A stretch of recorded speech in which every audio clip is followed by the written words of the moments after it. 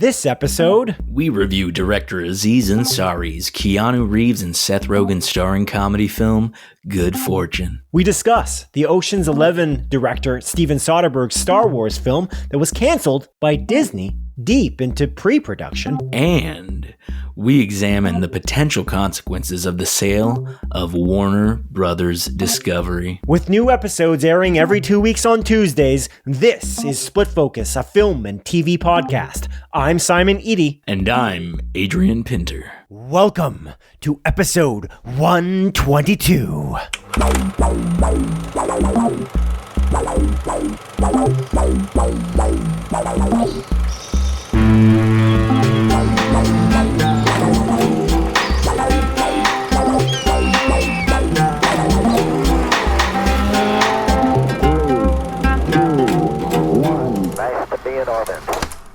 Simon, Halloween, it just passed, my dude. How was your Halloween, Simon? It was fine. Nothing happened really. Huh.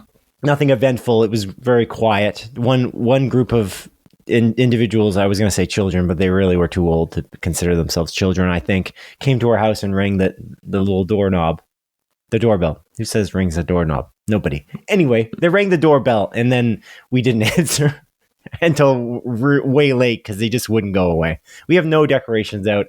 I guess we're curmudgeonly. I don't know. But anyway, we didn't really do much for Halloween. I'm gonna guess that because you mentioned this Halloween thing right out of the gate, that you had a good Halloween. That you did stuff. Yeah, you enjoyed it. I did indeed. I love Halloween. So I want to dissect this.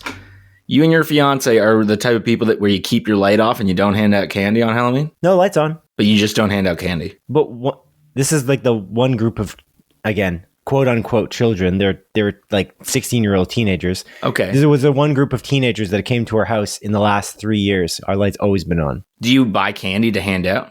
No, because nobody comes by. I used to, but then I was like, what's the point of this? I'm just going to eat these Aero bars. Why am I going to do this? It's like, oh, the one child that comes by is like, well, I got this 50 pack of Kit Kats and then just pour it into their pumpkin bucket. No. Yeah. It doesn't make sense. Do that. So yeah, there's no kids here. You can do that. No kids here. That's unfortunate. I hate that about you, and I wish I didn't learn that about you. But anyways, doesn't matter. What? I don't even understand what you hate. That you're a curmudgeon. You're a Halloween curmudgeon. You're the Halloween version of the Grinch. There's no one coming by to ring the doorbell. You got to find kids. Why would I buy candy for that? You got to find kids on the street. Get and bring them to your home. Hey kid, would you like some candy? I want to drive around in a white panel van. Yeah, you should. Hey kid, and talk out the window. Hello kid. Did you ever almost get abducted as a child? I did. I have a story about that. I was just talking to my fiance about that, and she's saying that I think every child, every person has this story in which they almost got taken. I don't know if I do. I have this weird memory when I was very young. I don't know if it's a real memory or if it was a dream, but I remember I was in the car in like a parking lot in my like child seat or whatever. Okay. Yeah. And there was someone trying to like get into the car while I was sitting there and my parents were gone. But I don't know if they were like, hey, there's a kid in a hot car, he's going to die, or if it was, I'm trying to kidnap this kid. But again, it's a very faint memory. I was very young. I don't know if it was real or not. Was it hot? I'll never know if it was the car hot. I don't remember, dude. Oh. I don't remember the temperature. So anyways, tell me your tale of being almost abducted. Yeah, so there was this time where I was at a hockey tournament and I was in this hotel. And like during hockey tournaments when you're like a kid, because I played hockey since I was like 5, right? So I played like a lot. And I was playing rep hockey, so it was always a traveling kind of situation. When I did a tournament, it usually would be in a place like we'd go to Ottawa or we'd go to like Montreal. I've heard of those places, yeah. Or some city or some more boring city like London, Ontario or something. And it was just like, it's fine. But it's in a hotel. And the fun thing was you're in a hotel and the hotel is always kind of fun because there's like this it's like a Holiday Inn with a fancy pool, or there's actually a really nice I think it was like a Best Western in London, Ontario, and the whole the London, Ontario is not a very special, not necessarily a special place to go to visit, but the hotel was like gorgeous. Like the slides in it for like the pool were fantastic, etc. Anyway, I don't remember where this particular city was, but we were in a hotel, and when there's a bunch of hockey parents and hockey kids just kind of hanging out. The parents kind of hang out in one hotel room, and then the kids were hanging out in another one. like pretty much. And there's a couple, and they're just kind of, it ends up being very rowdy, but typically for the hockey tournaments, they like book out a whole floor to make it not disturb the rest of the guests in the hotel. I think that's like a hotel rule in these places. But I was pretty young. I feel like I was like maybe 10 or something like that, maybe 9 years old. And we were kind of hanging out, and we were hanging around the parents' room at one point, and then we were hanging out in our own kind of room, whatever. And then at one point, I think my sister was there. I can't remember if that's the case, but I think she was in this case. But we were hanging out around this one hotel room way down the line, and it looked like they didn't book out the whole entire floor because these people were just in this hotel room, which was really strange. So in this case, the whole floor wasn't booked out. And we were way down the hallway, like where we weren't supposed to be. We were supposed to be with the parents and the kids where the rooms were. Anyway, we were way down the hallway. We're way far down from where the parents were partying. It was just me and some other hockey kid and my sister. I believe my sister was there. And we were just hanging out around outside of this room. And we thought the whole hallway was booked out for our hockey tournament. So we didn't think of anything being like too rowdy or whatever. We were playing like mini sticks in the hallway. It's a classic hockey tournament tradition in the hallways. And so we were doing that. And then these people open the door and they say, "Oh, hello, kids." And they were very creepy. It was like a man and a woman. And they literally, I kid you not, try to lure us in with candy. They said there's candy in our room, and they tried to get us to come into their room.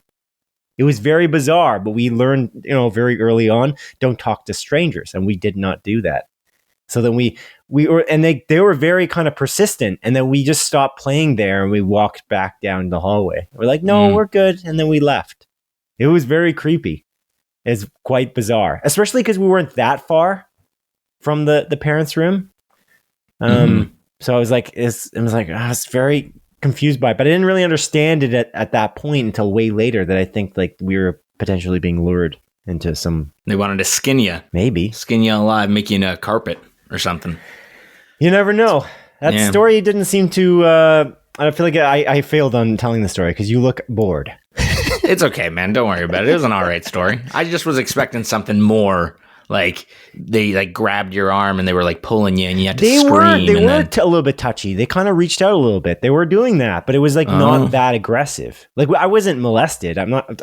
We're doing a film and TV podcast. I'm not going to tell you a story about my completely repressed trauma here. So that, but you did get molested once. No, you just don't want to talk about it. No, that's not what I'm doing. That's the story. That's the story you wanted. That wasn't interesting enough that these people.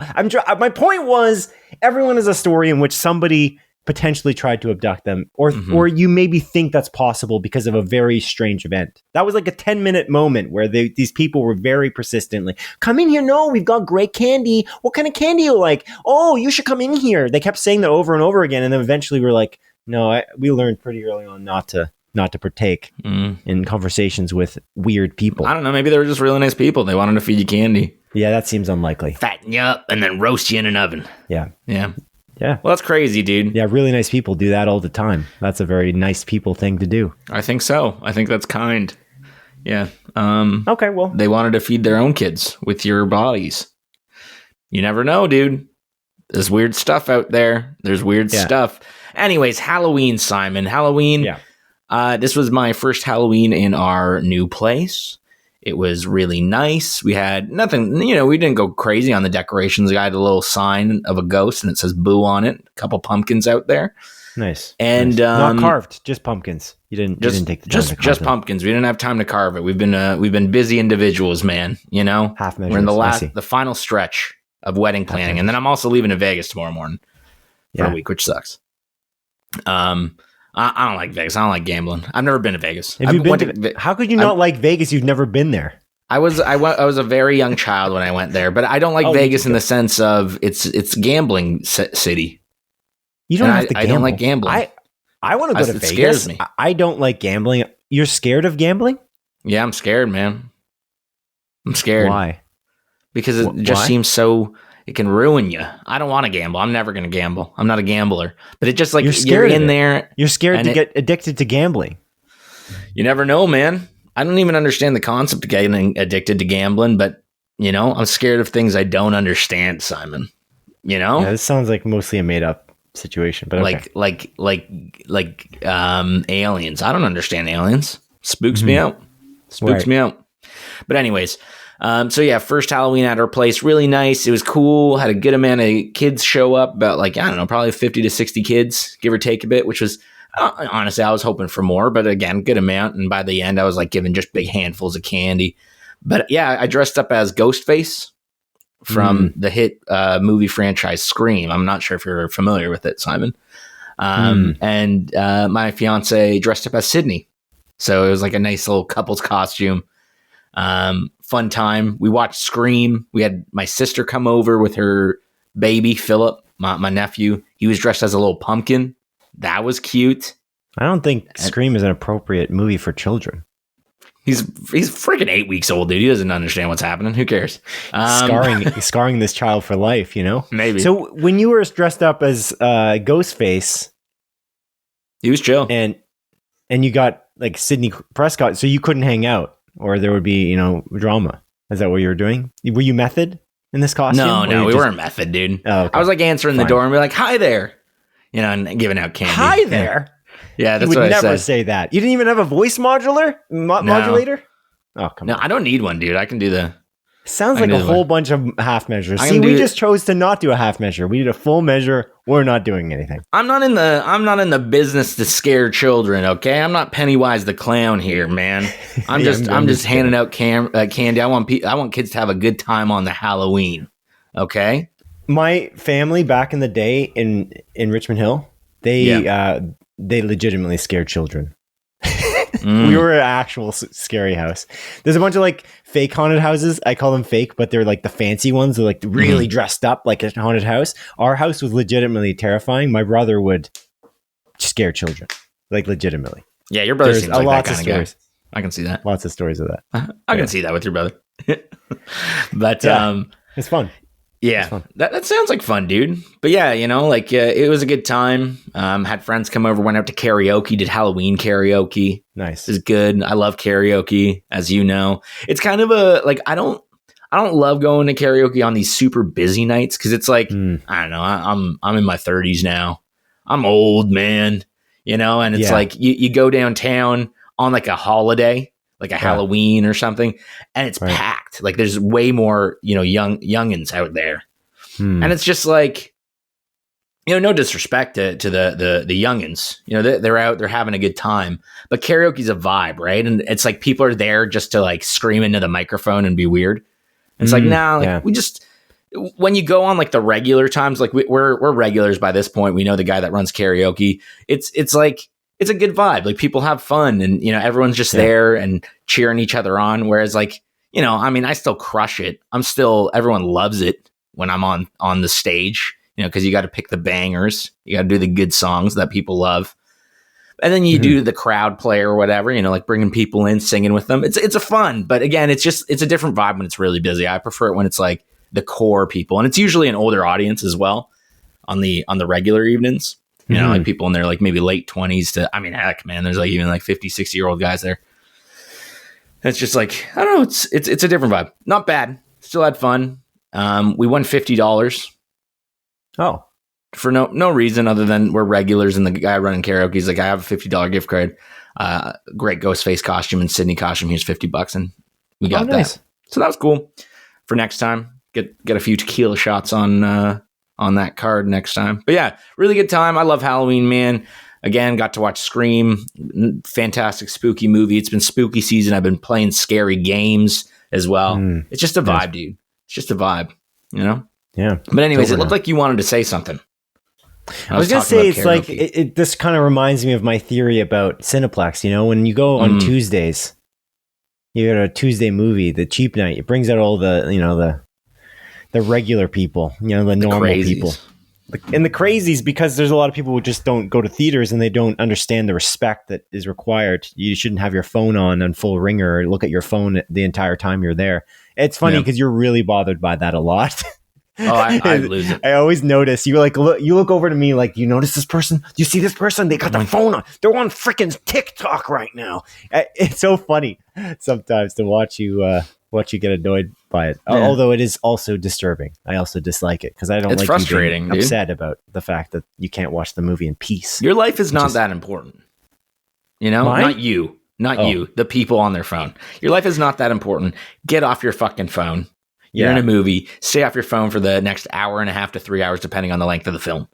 Or you really need to walk out, get out of the theater. Yeah, don't ruin it for everyone else. It's an etiquette thing, though. But that's the thing. The casuals, you know, it's the casuals going to these films during cheap night on Tuesday nights. And I think that's the same situation as your Halloween karaoke. You know what I'm saying? Like, it's a bunch of casuals who came there that think this is what karaoke is. I saw it in the movies. I'm going to just scream into the microphone. And then there's a bunch of normal people who have gone, and there's a lot of normal people. But then there's every once in a while, there's the individuals who, like, you know, take off their socks and shoes and start to scrub their feet together. Knock off but that was like that. I feel like that guy wasn't a casual. Like, that was like a very. I don't want to say niche movie. Like, it was the gray man. The gray man, yeah, that's what it's called, right? And there was literally like, it was me, you, a guy behind us, and then the one guy in front of us. But right. yeah, that guy's unhinged. That guy's just a fucking weirdo. Mister taking off his socks, scrubbing his feet over a chair, literally.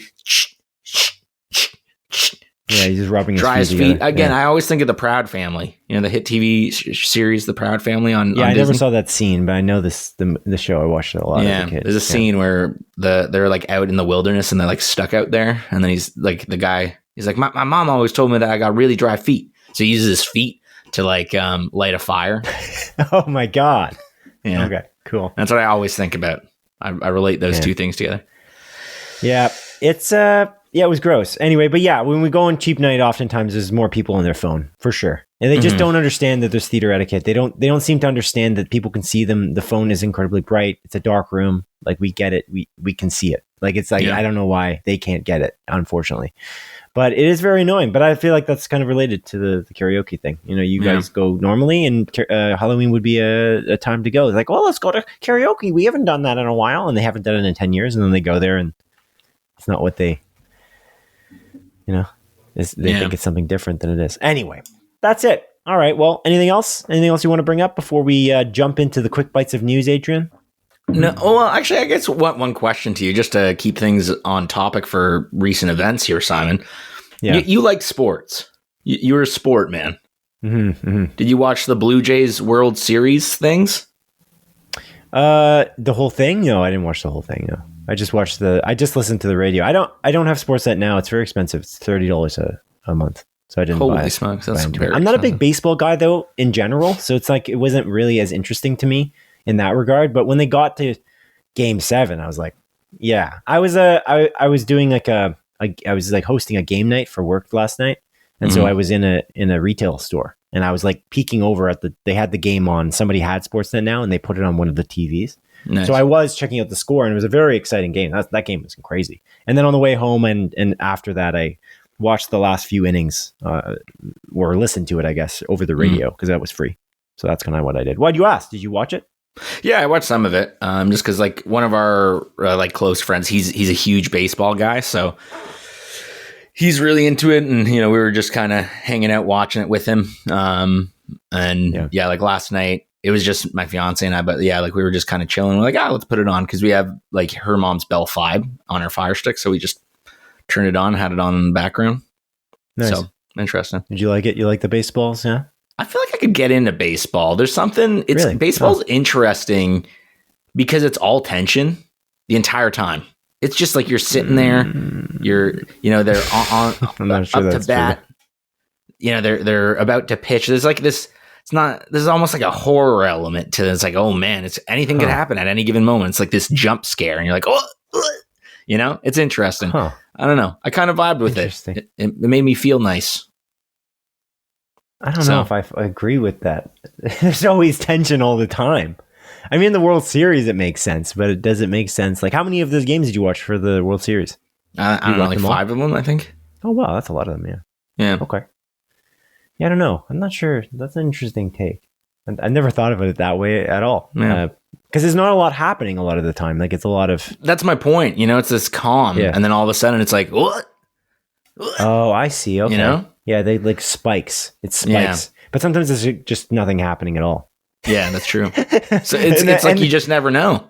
The craziest thing for me about baseball on a professional level, like the MLB, is that there is so many games. It's crazy how many games there are per season per team. Like if you look at in a complete opposite and you look at American football, the NFL has got like 16 games or something stupid. Like it's a tiny amount of games. And then there's like over 100 games and well over 100 in baseball. It's like if you're following the Blue Jays, you'd have to like watch.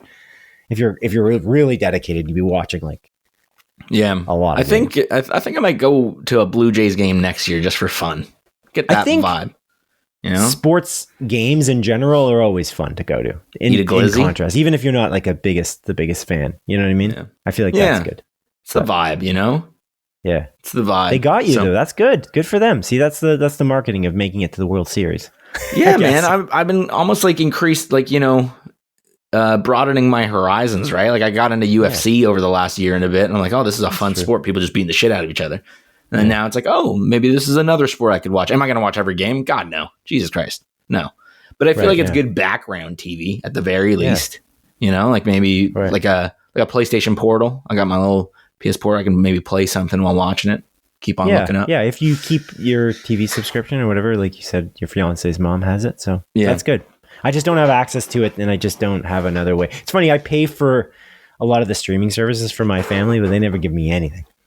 Yeah, it's in contrast. You give me YouTube Premium, which I really appreciate because my family. I pay for Apple TV. I paid traditionally for Netflix and Disney Plus and Crave, and it's funny. Like they were like, "Can you give me your Amazon password?" I'm like, "No, Amazon Prime is tied into like shipping, and I'm not doing that." And they were upset. Somebody in my family was literally upset at me. I was like, "What are you talking about? You have Apple Music because of me."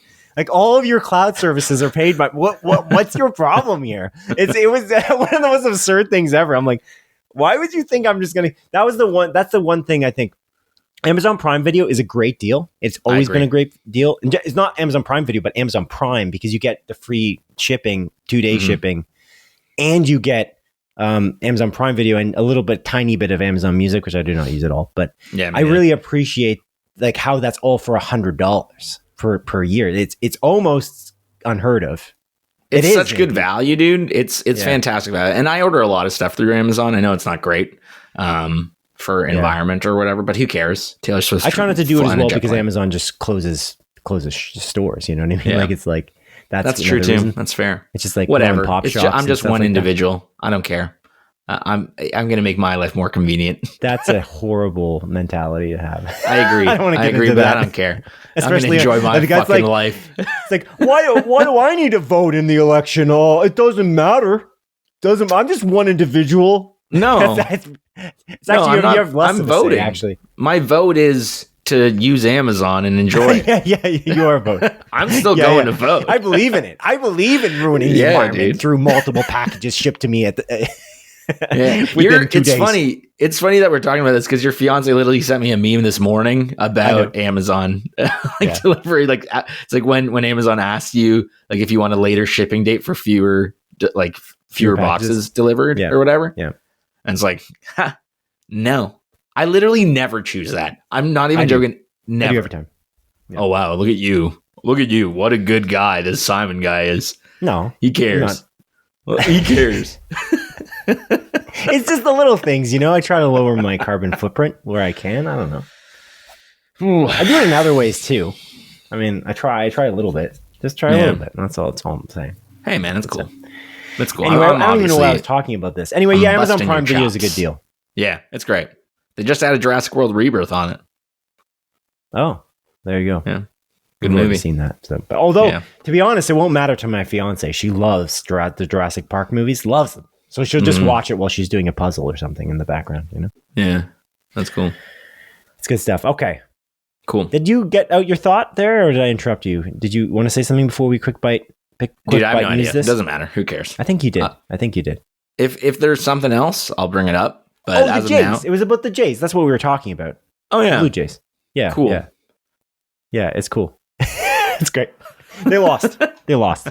Yeah. Spoiler alert. Yeah. It's unfortunate. So were you disappointed when they lost, or you didn't finish did you watch the end? I watched the game. I was like, oh, that's sad.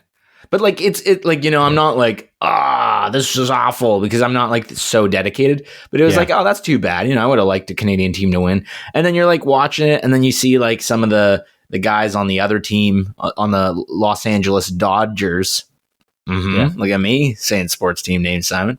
And they're like, they're all happy, and you're like, how can you feel bad? It's like, at least these guys are all happy, and then they're hugging their families, and it's like, that's nice. Although like Canada didn't win, those individuals won, and their families are happy for them, and it's like, that's what life's about, baby. Well, we were definitely the underdog in this case. Like the Jays they haven't won for 30 years, and the Dodgers won last year. So that's the other thing. So it's like, it's kind of unfortunate in that sense, in that we got one Canadian team, and got that close. A long time, but as close as you can get. It's they won a lot sooner than the Toronto Maple Leafs. Let me tell you, that's the team that I follow, and what a mess, what a disaster. I think it's been over. What is it? Over 60 years? I don't even know. It's been a long time. It's very sad. Anyway, this ain't a sports podcast, Adrian. Let's dive into some quick bites of news, a component of our show where we discuss at least 3 film and TV industry news stories that have been somewhat zeitgeisty over the past 2 weeks. The first one is about, this is wild. As reported in an interview interview with Kylo Ren actor Adam Driver by the Associated Press, Black Bag director and Ocean's 11 director Steven Soderbergh and Adam Driver pitched a Star Wars story tentatively called The Hunt for Ben Solo that would have taken place after Rise of Skywalker. Lucasfilm loved the idea, and the script was completely done, but CEO Bob Iger and his team turned them down after they submitted the request to kind of go into production. Yeah, basically. And there's 2 additional things about this, which is really interesting, is that they talked to Kathleen Kennedy and asked if a situation like this has ever happened, where they have turned down like a completed script. I believe so. Yeah. And Kathleen Kennedy said no, like a situation like this never happened. And there's also what they're saying, that the reason behind it, I guess, spoilers for Rise of Skywalker, because again, it pertains to this story. You don't have to watch that movie. Is they were concerned on how Ben Solo would be alive, because he disappears at the end of that movie for whatever reason. Right. I don't know if they remember. In Rise of Skywalker, there's a line where they say, somehow Palpatine has returned. Yes. It didn't seem like they cared then. No. It's crazy, dude. The idea that you have something that probably is very high quality, considering the people attached to it. Right. With interest from, Adam Driver, the guy that played Kylo Ren, who is arguably the best part of that sequel trilogy. Yeah. And they were like, nah, let's bring in the fucking guy that ruined the X-Men franchise instead. Let's Simon Kinberg. He's going to do a trilogy. But let's do that instead. We can't hire acclaimed director Steven Soderbergh. Yeah. I find this crazy. I find this so bananas, dude. I can't believe it. Yeah. It's genuinely shocking to me. When I read that, I was like, no. I think this is a bit, right? This is a joke. Yeah. But alas, it's not a joke. And at the end of the day, you know what? I don't really care. I don't give a shit what happens next in that fucking universe. All I care about is Andor. Okay. Everyone should watch Andor. Okay. I don't know, because you do have to give a shit about the rest of the universe if you kind of really want to be invested in Andor, I think. I disagree. I don't have to think about what happens in 30 plus years. Matters, Yeah, sure. Yeah, that original trilogy does technically. Yeah. I don't need to think about what happens 30 years after that. Right. Yeah, I'm invested in Star Wars. Definitely. I find that there's a lot of fans like that. It's like, oh, I'm ditching this now. I'm like, no, I'm in, no problem. But you got to do something good. It's like Marvel Cinematic Universe stuff. If you're not making good stuff, then I'm not interested. It's kind of the idea. Rise of Skywalker is a piece of poopy. But I will say this. Yeah, piece of poopy it's indeed. Funny to think about how the number of people I've talked to, like the extremist Star Wars fans who are like so bitter about Star Wars. They're like in it all the way, but they're so bitter and they're so angry. They're like always mad. It's like Kathleen Kennedy should be fired. Kathleen Kennedy should be fired. Over and over again. One guy told me, what was it, 2 years ago? He's like, oh, he's a guy I worked with. He's like, oh, Kathleen Kennedy, you mark my words, Kathleen Kennedy would be fired within the next 6 months. Oh, she's still there now. So I guess 6 months have passed 4 times, and that's not the case because it's been 2 years since he said that. Mm-hmm. But whatever. He's like, mark my words. I'm like, I'm going to mark your words. Next time I see, and when I see you in 6 months, I'm going to talk to you about this. I didn't because I don't want to rub it in, but she didn't get fired. You should. Anyway, the point I'm trying to make about this Kathleen Kennedy thing, Kathleen Kennedy, Dave Filoni, and Carrie Beck all loved the idea for this film from Steven Soderbergh. They all loved it. And the fact that they've never shot it, Disney has never shot any script down. Like Disney's never done that before. And it's this one, just for that reason, theoretically, about how can Kylo Ren return, is one of the most absurd things ever. Because again, Dave Filoni, I don't know about Kathleen Kennedy, just because she did approve J.J. Abrams' weird situation. And I think like it's funny because they don't, I don't know. If it's a working, I think she should have stopped J.J. Abrams, personally. The other thing, too, is if you look at who she's hired and who they've hired over the time, like the directors, it seems like they don't get the pick of the litter. Like they don't get to necessarily pick the Steven Soderberghs because they're maybe not interested in doing these films. So I find it interesting to see that you finally actually have like a really... I feel like just not a people pleaser director like J.J. Abrams. That's what I feel like J.J. Abrams is, honestly. He just does like people pleaser movies. That's his thing. Is like, we're going to make popcorn films. I'm not really looking to make anything really serious. Like name a J.J. Abrams property that's incredibly, incredibly serious, or not just like kind of, not a sequel, but like almost like it's just, they're kind of big franchise films or big spectacles. Like that's what he mostly does. That's what he mostly produces. With like his was it Bad Robot Productions? Yeah. But like, I mean, he makes good stuff for sure on occasion. I don't want to say he doesn't, but I just find it's kind of interesting. Like you chose that guy, but then when you have the chance to choose Steven Soderbergh, you're like, no. I wonder if like this is if Bob Iger had a choice, maybe he would have chosen to shoot down Andor or something. You know what I mean? Like it's a very bizarre. Like a prequel to Cassian Andor. Who cares about Cassian Andor? And then he would have shot it down if he had the opportunity. Dude, I thought that. I literally thought that exact thing when Andor lands. I was like, I don't care about that. Why the fuck would I care? we had like a blowout argument on a podcast episode. Yeah, I was like, dude, I just don't give a shit. Yeah, you were so upset about that because I don't care. I literally was like, I just don't care. This is nothing. And you're like, well, that opinion's stupid. I didn't say the opinion's stupid. That's not what I said. You're like, I had a very idiot. sane argument about it. I was saying we don't know what it is until it happens. It's always my argument around everything. That's why I'm excited about anything Star Wars, because it's the possibilities exist across the board. There's really rich stories to be told in the Star Wars universe, just like there is to be told in Marvel. But are you going to have creators make something that's good, or are you going to have creators who just want to pack it, to just like take the paycheck and go? That's the problem. Like, I think that I wonder about Nia DaCosta now, unfortunately. It's too bad because Candyman's a great movie. And her next movie, Hedda, reviewed fairly well, but she just seemed to cash in the check from the Marvels. Like, I feel like there's no passion in that movie almost at all. I don't see any of the passionate filmmaking. Yeah. It's just not good for me. I don't like it. But you're such a good filmmaker. Like, how did you just let this... I don't know. It just seems strange. But anyway, this is very disappointing. I don't know. I feel like that's a relatively simple explanation. It's just like you don't have full creative control when you're doing a Marvel movie. You simply just don't. Like, there's a lot of cooks in the kitchen and people maybe asking for things. I mean, we have directors that left projects because of that. Like Edgar Wright was going to do Ant-Man, and that was still in the early days of Marvel, right? Like Edgar Wright left Ant-Man because they didn't want to do what he wanted to do. So like, I don't know, that's my thought process. A lot of the time is it's probably just too many cooks in the kitchen. They're saying, no, you got to do this. You got to do this. You got to make sure it ties to this story, yada, yada, yada. And yeah, but that's not an issue. If that's an issue, you should never have joined the project at all. There's no way. If you're worried about, oh, this story has to tie to this story, why the hell are you directing a movie in the Marvel Cinematic Universe? Get out of there. Same with DC. That's going to be the same problem. There's no way that if you can't tie things together by the universe, you're not cut out for this. Get out. That's what I would say. But I guess that's their issue.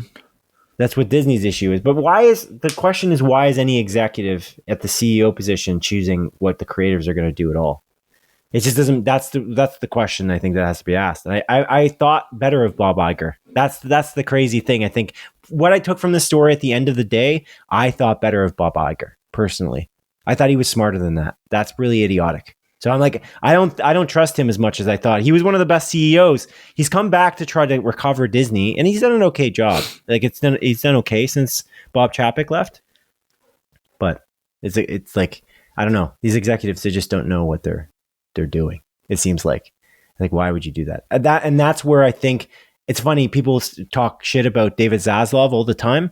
I'll always remember that quote from James Gunn, where he was on Smartless and he talked about how David Zaslav said, I have no idea what to even look for here, but your choices for Lois Lane and Clark Kent, your actor choices, your casting is, he said something like, it's fucking amazing or something like that. He's like, you shouldn't trust my opinion. And I'm like, that's what you need, is somebody who knows where they don't have the expertise. You could have good business acumen, but you don't know anything about this creative decision because you're not a producer.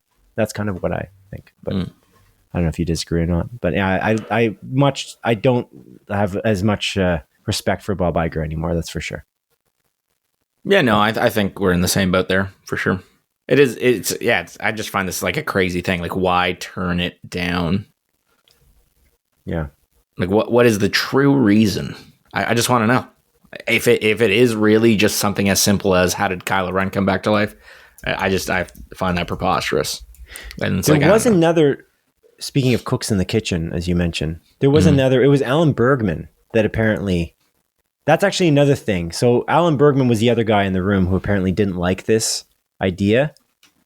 And he's one of the people who shot it down. Alan Bergman was who Bob Iger wanted to basically give the CEO job to. Like, he was preparing him to take the CEO job. And apparently Bob Iger's less confident in Alan Bergman now as well. So it might have been Bergman was really, really adamant about this not happening. And then he just made a bunch of other poor decisions. And that's why Alan Bergman's not as much in the running for CEO. Because Bob Iger's contract is almost up. I think it's next year, if I'm not mistaken. It's in a few years at the very most, I think. But for he renewed it. I believe he renewed the contract to kind of repair Disney. And Disney's done very well, to be honest.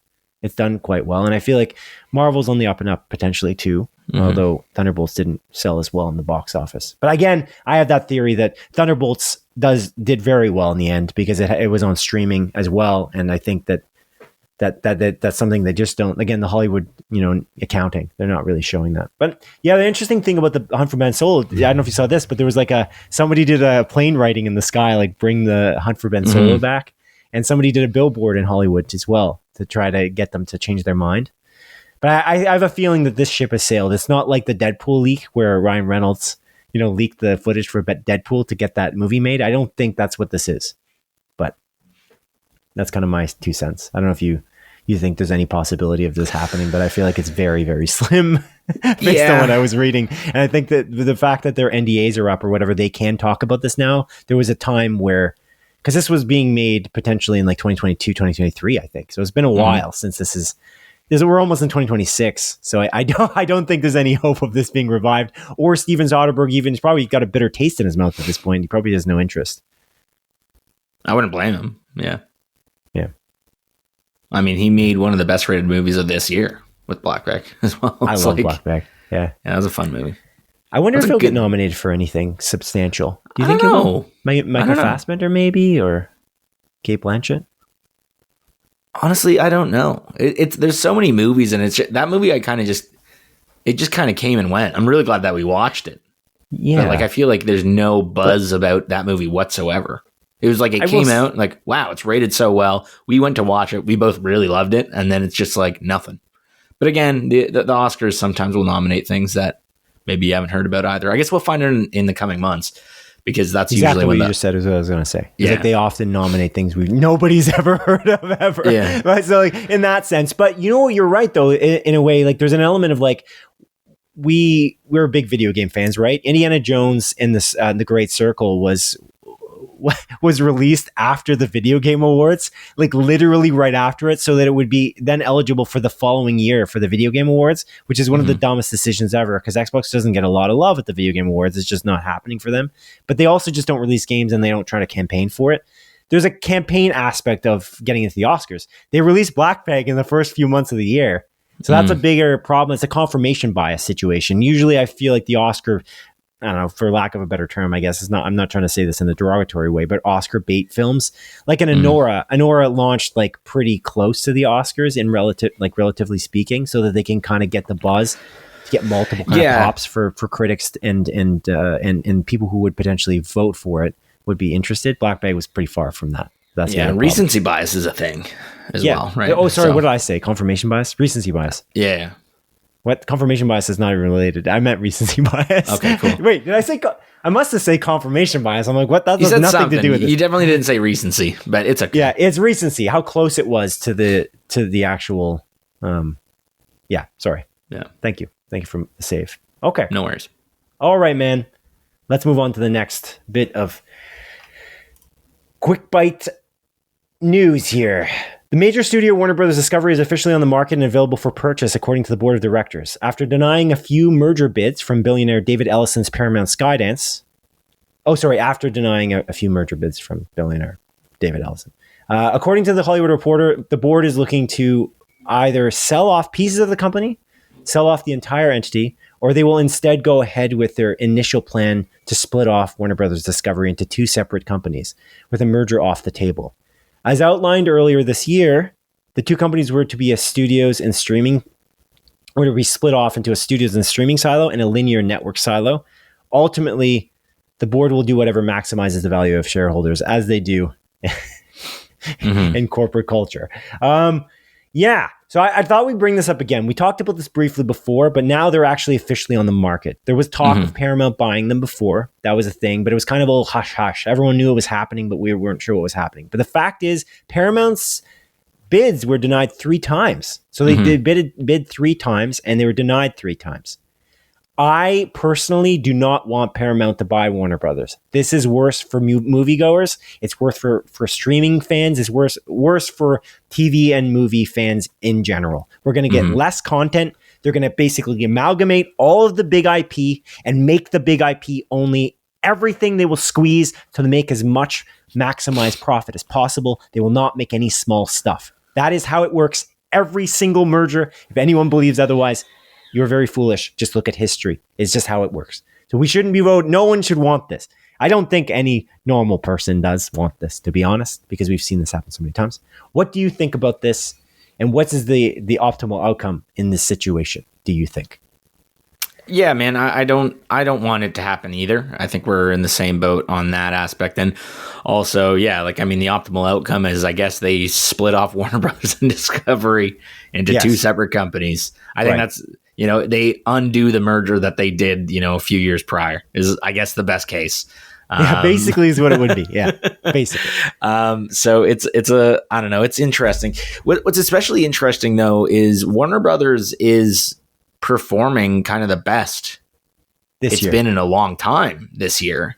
Like with their box office dollars, the like critic consensus in a lot of their movies that they're releasing is incredibly high.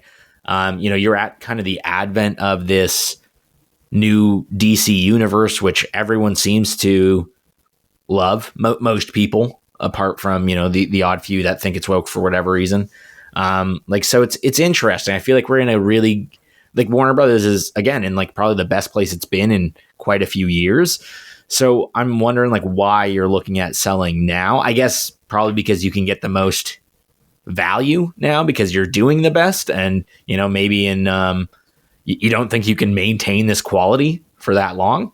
That's a possibility. But again, even like from the HBO side of things, they're coming out with shows that are, I think, doing quite well.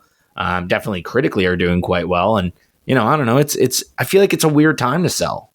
I just don't really get it. It's kind of like, EA selling right now when they're doing incredibly well, on the market too, when you really think about it. with all their sports games and all that jazz. So yeah, I don't know. I'm curious about this. But yeah, I really don't want another merger to happen, man. Just too much. And then what? HBO is going to change from HBO to HBO Max to just Max to back to HBO Plus because of Paramount Plus, or are they going to do Paramount Plus HBO? Like what is going to happen? I don't know. I don't want there to be another name. It's just about the name in the end. Yeah. So yeah, it's interesting. But yeah. Yeah, I think this kind of sucks. I really hope it doesn't happen. I hope they go the route of splitting off into two separate companies. Again, go back to the status quo from half a decade ago or whenever this fucking merger happened in the first place. And we allow James Gunn to continue doing what he's doing with the DC universe. Because again, like if a merger does happen, who knows? Who knows what they'll do with this? Are they going to try to reboot the DC universe again because they don't agree with, what James Gunn's doing creatively? Who the hell knows, man? There's so many different factors, and I don't know, it's quite worrisome, and I don't know, man. I'm tired. I don't want to get too political, but I mean, David Ellison's kind of right wing, I think. I don't know, like the way that they've trying to transform CBS News is bizarre. The person in charge of CBS News is not really a journalist. They're like an opinion person. I don't really understand it. The person they hired they hired an ombudsman for CBS. I just don't understand it. To me, that's not press freedom. I don't know. That's a bias. That's a slant towards something else. And CBS News was known to be pretty unbiased. Actually, they're kind of right down the center. So that's what's kind of like very terrifying about it. As much as they've got obviously left-leaning things like Colbert's show and stuff like that, that's not the news. So it's like I don't know. That's the problem for me, is that David Ellison getting Warner Brothers is like another win for right wing. It's funny. We talk about how we don't think that. There's a lot of people who say all the time, like, oh, they're just politicizing it. It's The Last of Us is too political or whatever. It's like, first of all, everything's political. But secondly, also, like, you're actually inherently making it political. That is what they are doing, literally, by purchasing something and then making CBS News more right wing. That is what it is. There's no other way to describe that. The point is people don't care that things are political. People care when things are not their politics. That's the key difference, man. It's, I don't know. I just find it silly because that's the constant thing. It's like, oh man, they're making everything. They're trying to put a freaking message in this because I don't agree with gay people or trans people or whatever else. And again, then identity politics come into it. But no, they're okay if it's like, stuff that aligns with their worldview. It's stupid, man. Like, I don't know. Yeah. You can either have it all or nothing. Like, I just feel like it's not really, you can't be like, I only want my politics and stuff. It just means that you're a freaking hypocrite. But again, some people are okay with being that way. Some people are happy to win an argument by just being like, yeah, I'm a hypocrite. I don't care. I just want my stuff. It's like, okay, cool. So you don't really like art? You don't, I don't know what else to say. You just want the same shit over and over again. I don't know. It's just like, I like your opinion regurgitated back to you. Yeah. It's like, and that's what, I don't know. Again, that's you'll find people on YouTube that will agree with you constantly or that you agree with them. And it's like, awesome. This is right because there's one guy on YouTube with 200,000 subscribers that's saying exactly what I'm thinking. Right. And it's like reaffirming your beliefs. Or again, you go on Fox News and it's like, oh yeah, they hate, whatever. Insert random political thing here. It's like, yeah, I agree with that. I agree. Yeah, the M&Ms they're unsexying the M&Ms. Shout out to Tucker Carlson for that fucking gold right there. Yeah. I don't know. It's just I don't know. I just find it frustrating. I like different things, man. Like, I think you and I we're both pretty left leaning individuals, I would say. And like, I don't know. It's not like I take in a lot of conservative content as well, just because I'm curious. And it's like, I disagree with it a lot, but it's like, it doesn't ruin my fucking day and I don't want it to be shut down. It's like, cool, whatever. It's like, I can respectfully disagree and kind of move on with my life. Yeah. I don't know. It's silly. Yeah. Yeah. The thing that's, I was bringing this up for is actually because of what you mentioned earlier. It's this idea that the DCU is really rocking. And there's this element that what if the thing is that David Zaslav chose James Gunn. James Gunn is the steward of the DC universe. He's a creative who's the steward. What a great choice. That's again where I was talking about before. David Zaslav went on a limb and he didn't pick a producer. He picked a creative director who has lots of opinions on lots of things, and he knows how to make incredible movies and TV shows. He's just proven to do that repeatedly. And they picked that guy to steward the DC universe alongside his producing partner, Peter Safran, which is great. It's just an amazing win for creatives. It just couldn't be better than that, in my opinion. And David Zaslav chose that. When David L. Ellison takes over, if he does actually win the bidding war with his Skydance Paramount to purchase Warner Brothers, if he does win it and he does take over, he's probably going to fire David Zaslav. The reason why I say this is because, I don't know if you know this, David Ellison's in movies. He's in a movie with Leonardo DiCaprio. I'm pretty sure it's called Flyboys. He's in a movie. He went to school for film. So he wants to be in this industry. And I imagine he'll want to be the top creative at the company, or the top dog. And I'm sure he's going to be the guy who's in the room pushing people around. So, sorry, I just want to... You think Ellison would fire David Zaslav? Or you think he would not fire James Gunn? You'd be nice to him. I'm sure they'll get along, but he'll just be ousted. Yeah, because isn't it the understanding that, David Zaslav would stay on as CEO of that side of Warner Brothers, even with this merger?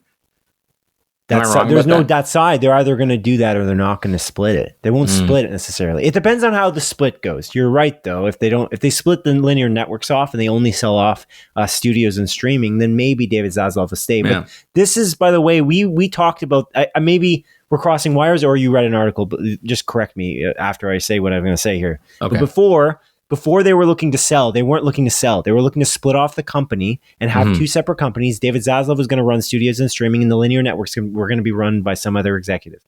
That was what was going to happen before.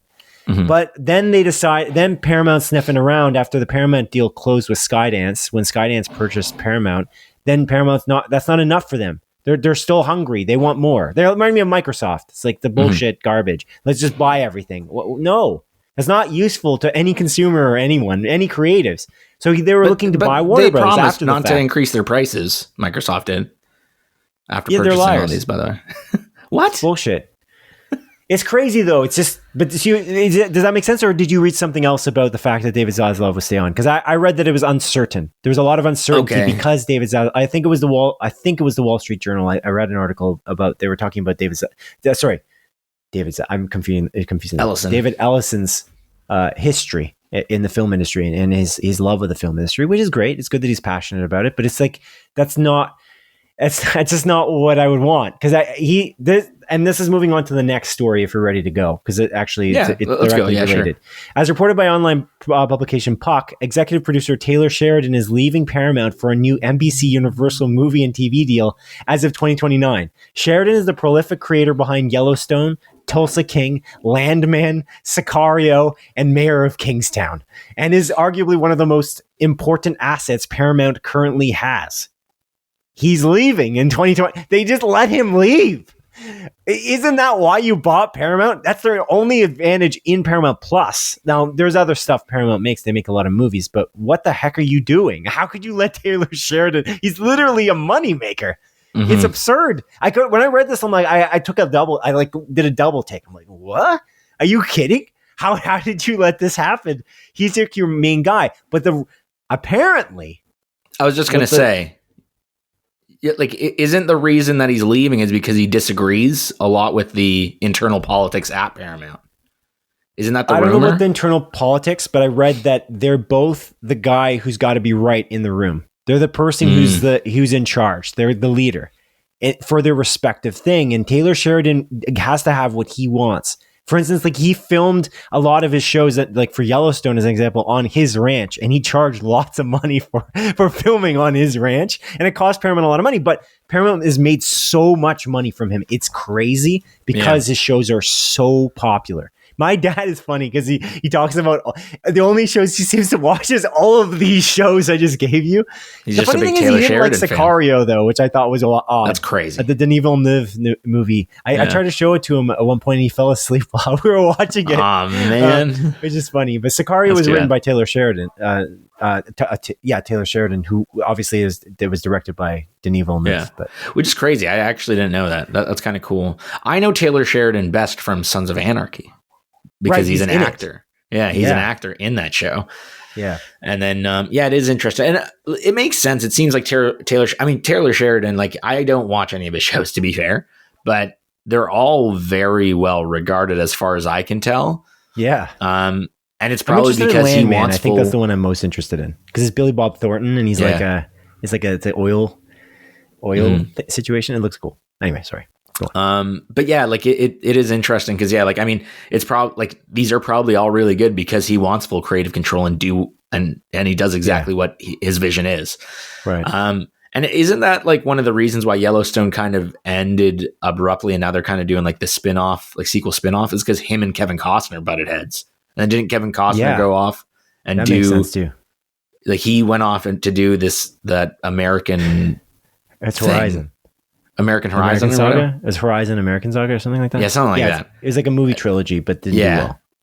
Yeah, well, they were going to do each part over the course of 3 months, no? Or something like that. At least the first two. And then they canceled the second one ahead of release because the first one did so poorly. Yeah, didn't work out. And Horizon and American Saga. Yeah. That's too bad. But yeah, it's unfortunate. Yeah, because they did butt heads. Yeah, he needs the full creative control. He's very much like that. The weird thing is that Taylor Sheridan wanted to make more movies. And did you hear about this? I don't know where I wrote this because I didn't write this here, but I kept it for me so I can surprise you if you didn't see it because I thought this was hilarious. So Taylor Sheridan was just hired on as the writer for the new Call of Duty movie that will be directed by Peter Berg. Yeah, I did hear that for Paramount. What? That got announced after they said he's leaving to NBCUniversal in 2029. So in between that period, he is going to get to do what he wanted to do, which was make movies, which apparently they didn't want him to be making movies. Paramount said no to the movie ideas he had. He's like, no, you're going to make shows. That's what you do. It's like, no, I want to make movies. The only shows that are popular on our platform, except for maybe that show From. Yeah, they have nothing else. It's crazy. They have only those things. I don't understand. I'm kind of vaguely also interested in Mayor of Kingstown because it's like Jeremy Renner's like comeback as he obviously got hit by a friggin' snowplow, which is crazy. So anyway, I just thought that was crazy. What do you think about the Call of Duty situation where he's now writing a Call of Duty movie with Peter Berg directing? I thought that was wild. I don't even know. That's a whole different can of worms, unrelated to the fact that Paramount now let him all of a sudden make a movie like Taylor Sheridan that he wasn't allowed to make before. And it's a Call of Duty movie, which I think honestly could be pretty big. It's just a war movie. Like you don't have to tie it to like lore. It's war. They do have pretty good lore though, apparently, in their campaigns, the Call of Duty campaigns. Yeah, but I don't think any of them are interconnected. Like the Modern Warfare, I don't think is connected to the Black Ops, which isn't connected to whatever other ones. Like they're just like kind of independent stories. I know that it's like a continuous story in like Modern Warfare or Black Ops. Right. Yeah. So yeah, but it's like, I don't know, you technically don't have to follow any of that and you can just do a war movie. Yeah, I don't know what they're going to do. But Peter Berg is like a war movie director, isn't he? Didn't he direct like... Trying to look at what he's done here. He definitely produced Lone Survivor, but I think he's the director of Lone Survivor, isn't he? I don't know. The one with Mark Wahlberg? Yeah. Did we watch that movie or no? I didn't see it, no. No, I don't think I watched that. So he's done a fair number of war movies. So I guess it's a good idea, but it's just funny that Taylor Sheridan was tapped. To me, that's the funny part. I just don't really understand, like, but wait, he couldn't do this and you let him leave and he's still doing the movies anyway and he's still leaving in 2029 to go to NBC Universal. Like, what are you doing? You lost your cash cow. And I wonder if it's maybe it's just the idea of like, we're losing him anyways. We may as well get this out of him. Like maybe it's literally like we lost him. cool. Let's just give him what he wants. Maybe he can reconsider. Probably won't. I don't even know if you can. You're signing contracts and stuff, but maybe it's just the idea of like, well, at the very least, maybe we can get this good movie out of him. But it is also odd because they turned down Steven Spielberg for this. It's like turn on Steven Spielberg for what? The Call of Duty movie. Wait, Spielberg wanted to make I didn't see that. Maybe I missed that. You didn't see that? Yeah, man. No. Spielberg wanted to do the Call of Duty movie, and then he wanted creative control, and they didn't give it to him. Oh, wow. Cool. That's a strange choice. I agree completely. The guy that made arguably the most prolific war movie of all time. Right. Yeah. That's weird. Okay. Yeah. Cool. Yeah. I don't know. This is all very, very bizarre to me. I don't know what's going to happen. I really hope that. So the question is, like, if you had a merger happen, would you choose a different one? If you the worst case scenario was you had to pick one of the studios to purchase it. Apparently, Netflix is sniffing around to purchase Warner Brothers. So is Apple. Apparently, is that going to happen? I don't know. Would you pick? Who would you pick to purchase Warner Brothers? By the way, Warner Brothers has like one of the most storied histories in Hollywood. I think like that goes without being said, but it's remarkable. Warner Brothers is like a classic studio. That's also why I do not want them to be purchased. It's like MGM getting purchased. Don't do this. It sucks. I don't want to see this because they should stand on their own. They're a juggernaut studio. They should be stopped. I think if it was a different administration in charge of the United States right now in terms of the presidency, I have a feeling this would not be even allowed because Paramount just bought Skydance, but Donald Trump likes David Ellison. He says it out loud, and anything if he says I like this, I'm like, I don't know if this is good. It's not. If it has something to do with money, I feel like it's maybe not the greatest situation. It's like, I'm like, is there corruption? That's kind of the way where my mind goes. Like, I'm like, oh no, if he likes David Ellison, like we might be in deep shit. Cause that was the Paramount Skydance deal got put through because obviously they came to an agreement with the Trump administration because they're literally. And correct me if I'm wrong. So I know you mentioned that Paramount bought Skydance, but I don't think that was the case. I think like it was merged. Like Skydance and Paramount merged. Yeah, Paramount didn't buy Skydance. Skydance theoretically bought Paramount. Exactly. Yeah, I just wanted to correct you there. Yeah, because David Ellison he basically created Skydance from scratch. That is to his credit pretty cool though. He is he's not like a guy who's rich and then he made Skydance from scratch with backings, I believe, from like Steve Jobs and someone else. I was like, this is pretty impressive, actually, to be fair. But he had the money to do it. How impressive is it? You know what I mean? Like it's like he's the son of the third or fourth richest man in the world or whatever, or at least on reported earnings. I'm sure Vladimir Putin is somewhere in there that's not reported or something like that. But you know what I mean? But if you look at it, like it's Larry Ellison is the Oracle dude. He's his father. So anyway, it's basically Oracle owning Paramount / Warner Brothers if this happens. So my question was before, which studio would you choose? If you could choose any studio, it doesn't matter. If I had to? If you had to choose it, because obviously our choice is no, do not do this. We hate this idea. This is worse for everyone. But if you had to choose one, who would you choose to purchase this? I'm curious. Probably Apple, if I had to.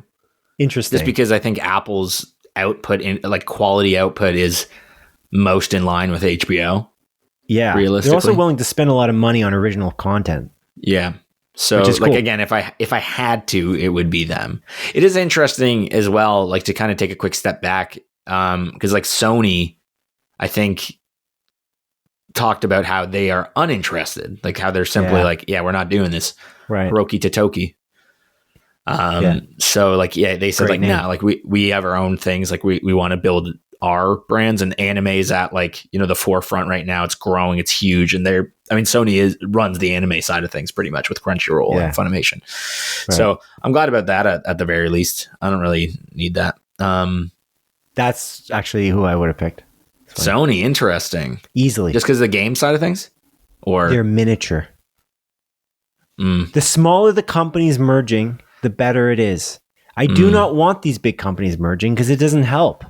If Apple's too big, and what's amazing about Apple is that Apple's making original science fiction content constantly. It's incredible. Their output for science fiction content is kind of unbelievable, to be honest. It's crazy, and it's all original, or it's based on books, but it's original in that it's not like they don't have any IP. They're making their own IP as they go. That's awesome.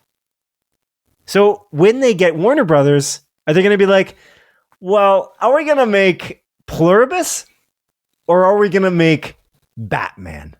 Because does it come down to a choice of we have money and we have a certain amount of money and we have to give our shareholders more money. So we're going to just make the things that make us the most money.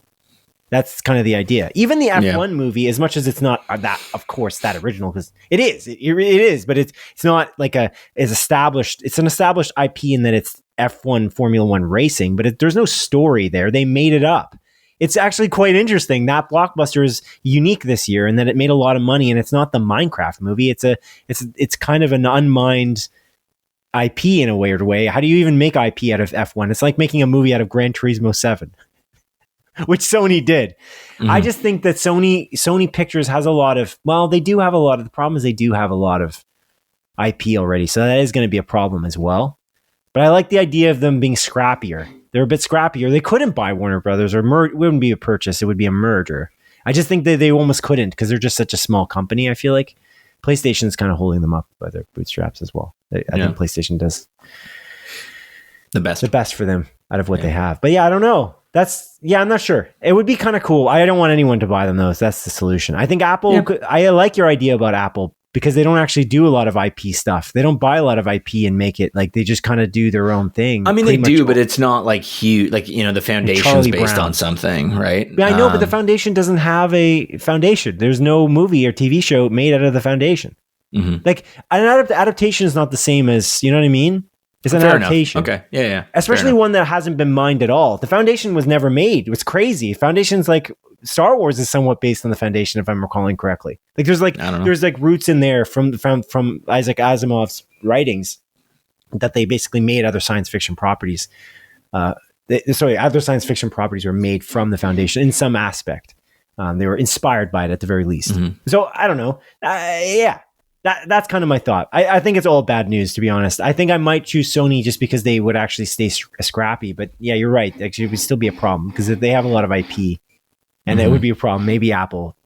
Netflix would be interesting, but then what happens to HBO too? But the reason I chose Sony, by the way, this is their actual reason. Sony is interesting because Sony doesn't have a streaming service. And they have a relationship with HBO with The Last of Us. I just think this is an interesting partnership that could exist. Because they can keep making really high quality content on HBO, but I think we're kind of looking at the lesser of all evils, and it doesn't really necessarily. It all ends up being bad in the end. We all get shit on by this situation, so we'd rather not have it exist at all. We get poo-pooed on, man. Real quick, Simon. Do you hear banging and stuff in the back? I just heard tapping on like a window for a second. Why? Okay. Just because I have a guy, he's working on stuff in the backyard for us. Oh, no, it's okay. That's why I kind of to start this, we turned down our mic slightly so I could, that was the idea. Because you're talking right into the mic. If we have the mics down, we won't hear the dogs barking or something as easily. Yeah. It's funny, a few podcasts we listen to, actually, there's a lot of moments where certain guests are like, do you hear the dogs barking? Oh, the dogs are barking. It's like, you can only hear that for the most part. And like the dogs are so faint. It's like, huh? In the background, it's like, I don't know shit about that. As an audience member, I don't care, but that's the advantage of keeping your gain down on the old mics while you record. But anyway, cool. But yeah, I don't know. Did we complete this thought? I think we did. We talked enough about this. I'm really sad about this. I hope it doesn't. I just hope it doesn't happen. I'm super curious about what Taylor Sheridan will do at NBCUniversal, what kind of influence he'll have on the film industry instead of just making 50 shows at the same time. Man, that guy's busy, eh? It's crazy how many things he's making constantly. It's cool. And it's pretty impressive. It's impressive output. I honestly, my biggest relationship with him, though, as is probably yours, is Sicario. Actually, it's just a really well-written movie. And Denis had mentioned that in an interview recently. I think when he was talking to somebody about Dune, Taylor Sheridan came up and he was very, impressed by Taylor Sheridan's writing because Sicario was just written so well. So anyway, I don't know. It's a strange thing, but we'll monitor it. We'll look at the situation as it goes, and then we'll talk about it as it happens. I really just hope that they just separate the companies. David Zaslav takes over one half. I kind of respect David Zaslav way more than I did at the beginning of the year. The more we talk about him and the more he comes up, the more I respect him. I just think he's good. He's actually kind of a good executive who stays he stays in his lane, which I can really respect. And I think David Ellison will not. So we'll see. But okay. Yeah. Third. Sorry. Be right back. Oh. Pooping? Okay, goodbye, I guess.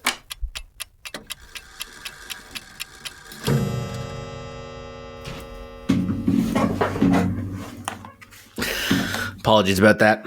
What happened? I might have a few more interruptions. Oh, what happened? I'm just not feeling particularly well this morning. Oh. Got morning sickness. I'm pregnant. Oh. Yeah. That's also pretty peculiar. It's all good. I'm just not feeling 100%. So I might pop out, and then I might be interrupted by guy working in backyard. All right. Okay. Well, welcome back. It is time now to talk, Adrian, very briefly about the Batman co-screenwriter Mattson Tomlin, who has mentioned on social media that he wants to write a Spider-Man movie where Tobey Maguire as Peter Parker has a family and kids. Did you see this? I feel like I did see this. This is a kind of an interesting premise. I'm not fully against this. I'd be curious. Yeah. I mean, the Batman is such a good movie. Yeah. So if we could get a, Spider-Man 4 per se, written by the same guy that wrote the Batman, I'm all in, man. I like this idea. Yeah. What do you think about this, man? I mean, you're the one bringing this up. Tell me. Well, I bring up everything. In reality, most of the things on this podcast is all written by me. So theoretically, I would bring it all up. Here's what I have to say, though. This is the reason why I wrote it in, because another thing came up where some fan, first of all, I got a quote here. First of all, he said on social media, when it initially came up, he said, quote, "Honestly, right now, my main interest in this respect would be to write a Spider-Man 4 where Tobey Maguire as Spider-Man is juggling being a husband and a father. Spider-Man as a father is where I gravitate towards given the last 8 films." Unquote. So I thought this whole thing sounded like a long shot, and I didn't write it into the podcast because I thought it was stupid. Because I'm like, this guy's just saying whatever he wants. He wants to write it. Good for him. Good for you. You can be a dreamer. Good for co-writer you. of the Batman. It's awesome. But it sounded like a long shot. But then he was asked again by another fan on social media. And then it seemed like he was pursuing the idea with Sony. Because after that, he said, quote, "Slow and steady," because they asked him whether it might happen. He's like, "Slow and steady wins the race," he said. I'm like, what? And then he continued and said, "There won't be anything to say about that for a long time, if ever," in brackets, "because it involves a lot of people and politics and things going right that have nothing to do with me, but I haven't gotten a no yet," unquote. You took this to them? I thought he was just posted it on social media. So I think it's possible that it could exist. It would be really cool because of the Spider-Verse aspect. And also, I got to say, Sony said yes to Morbius. So if you're going to say yes to Morbius, I think you might be wise to say yes to Tobey Maguire. But then again, Disney said yes to Rise of Skywalker and no to Steven Soderbergh. So I don't know. We don't live in a normal society of creative executives where they have any idea of what actually would work or be good. So I don't know if it really matters. But based on the fact that this guy wrote the Batman and it actually seems like he's pitched the idea, I think it's pretty cool. That's what I would say about it.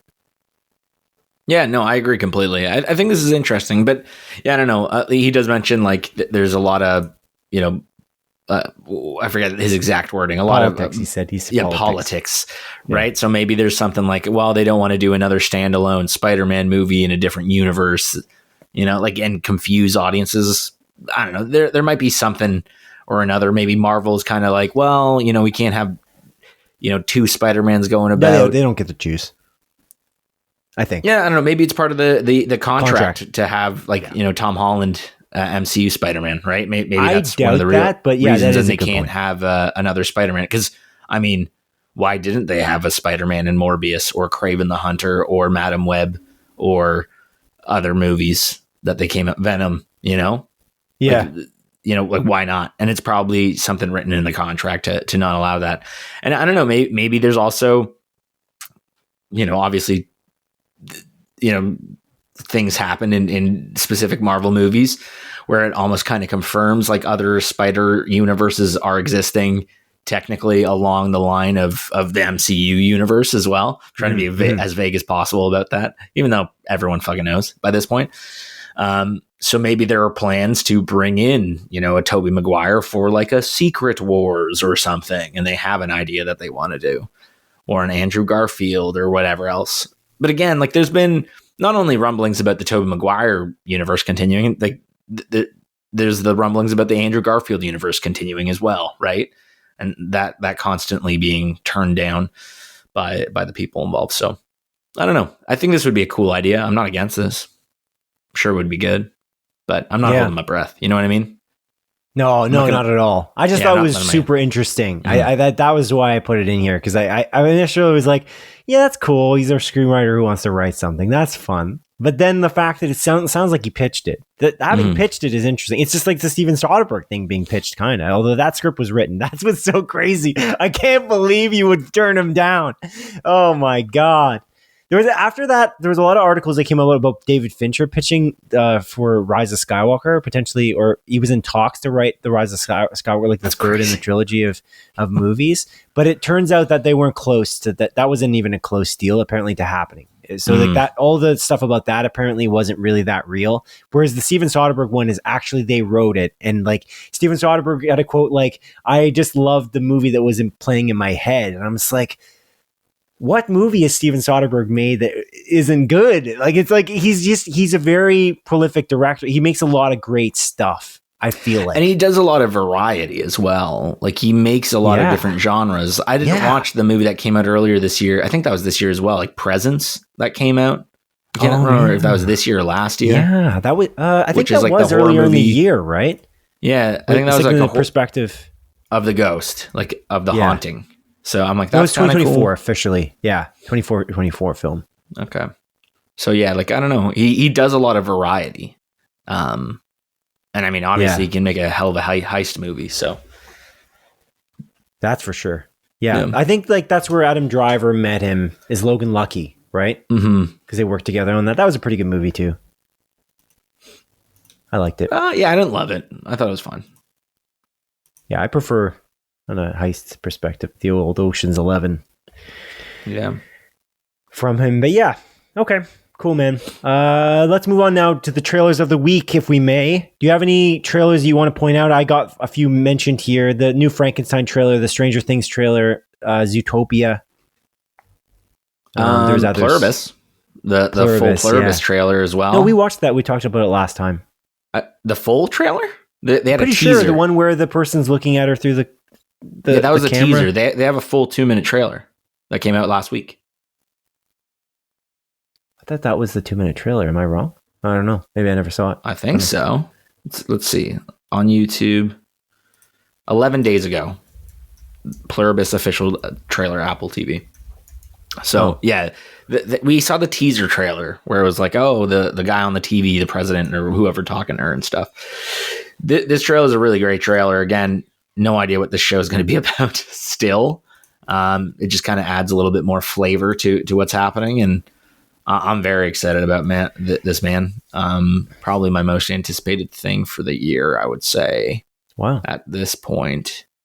Interesting. At least show-wise, obviously. I don't know if there's any other show that I'm even excited for that hasn't released yet. So, yeah. Yep, I'm curious about this, man. But yeah, no, I watched the Zootopia 2 trailer. Looks fun. Yeah. I'm in it, sure. I don't know if I'll watch it in theaters or even after theaters because I still haven't watched Inside Out 2. But yeah, it looks good. Stranger Things, didn't watch. I'm wrapping up Stranger Things season 4, so I'll watch it eventually. And I didn't watch the Frankenstein trailer either. So okay. All right. What do you like about these? You tell me. Pluribus trailer I watched, but I feel like, I don't know why. I felt like there was the same trailer as the other one. The other one's pretty long too. So I'm not sure. What constitutes a teaser, you know? I'm not even sure. But yeah, No. Yeah, I'm very excited about Pluribus. It's interesting. Apple TV is such an interesting thing because they just keep nailing it with sci-fi. It's like science fiction is like the number one thing they do on a consistent basis. Mm-hmm. Vince Gilligan's interesting too because he kind of started like big time in the X-Files, right? That was his big first show.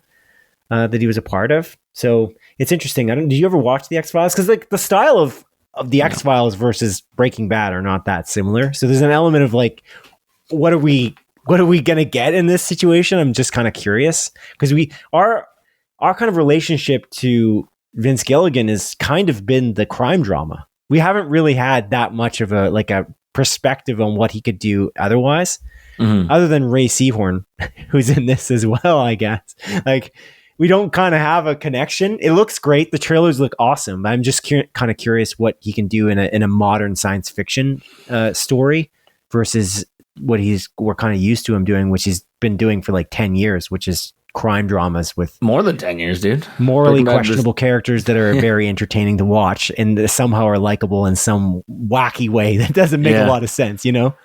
I mean, yeah, he's been doing that almost, like for like 15 years, I want to say, like with Breaking Bad and Better Call Saul all together.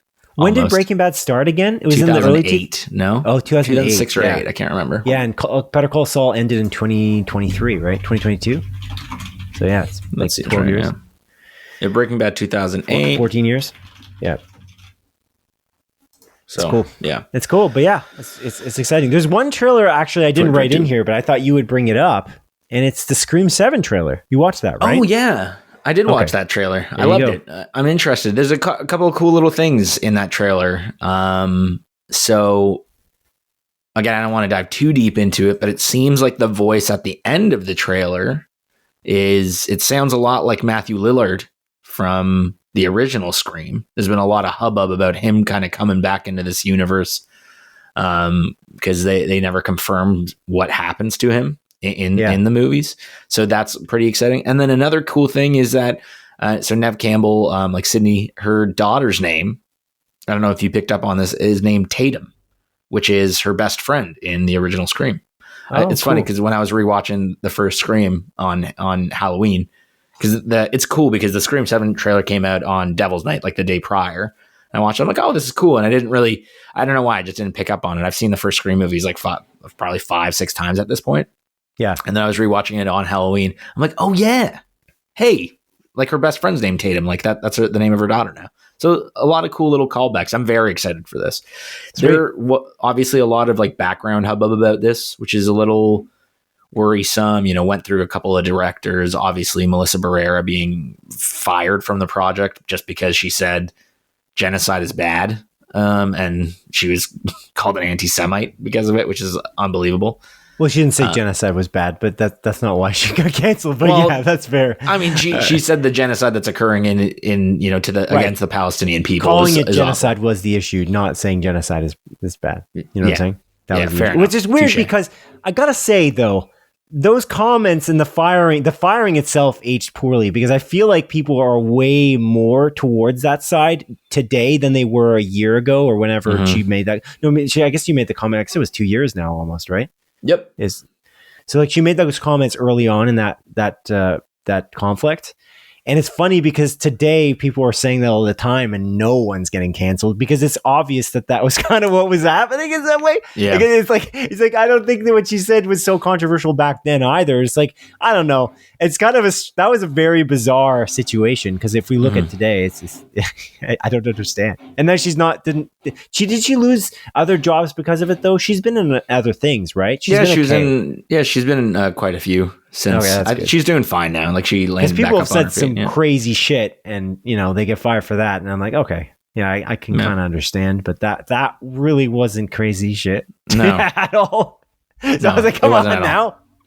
It's crazy. Because not only did she leave, but arguably the bigger hitter. Yeah. But again, the rumor was Jenna Ortega was leaving because of scheduling conflicts. Yeah, she had a different movie, which is total bullshit. It's very evident that she was like, no, I'm leaving. And not only that, the scheduling conflicts would have resolved themselves because this movie, I think, was delayed a decent amount because the director that was originally attached, the guy from Happy Death Day. Oh man, what's his name? He's really good. God, I think he would have been a perfect fit. Christopher Landon, who did Freaky and he was attached to do it. and like had a really awesome idea. And then all that started going down. And then he like, I think publicly said like, yeah, I'm pretty bummed about this. Like I had a lot of good ideas. And then I think he stepped away from the project. So yeah, there was a whole rigmarole. To be fair though, like Christopher Landon, his most recent movie, Drop, not good. Not good. I don't like it. Not good according to you, but Rotten Tomatoes kind of likes it. Yeah, they liked it a lot. Yeah. Yeah. He did write Hard Eyes, though. To be fair, he didn't write that movie. He wrote Hard Eyes, which he didn't direct. Yeah. And Hard Eyes is fantastic. So. Right. Yeah. Yeah, even the tomato popcorn meter likes Drop. It's funny. Dude, it's weird. There's a lot of, like, it's a fun movie, but it escalates in, like, such a unbelievable way. I'm like, it becomes wacky. And so...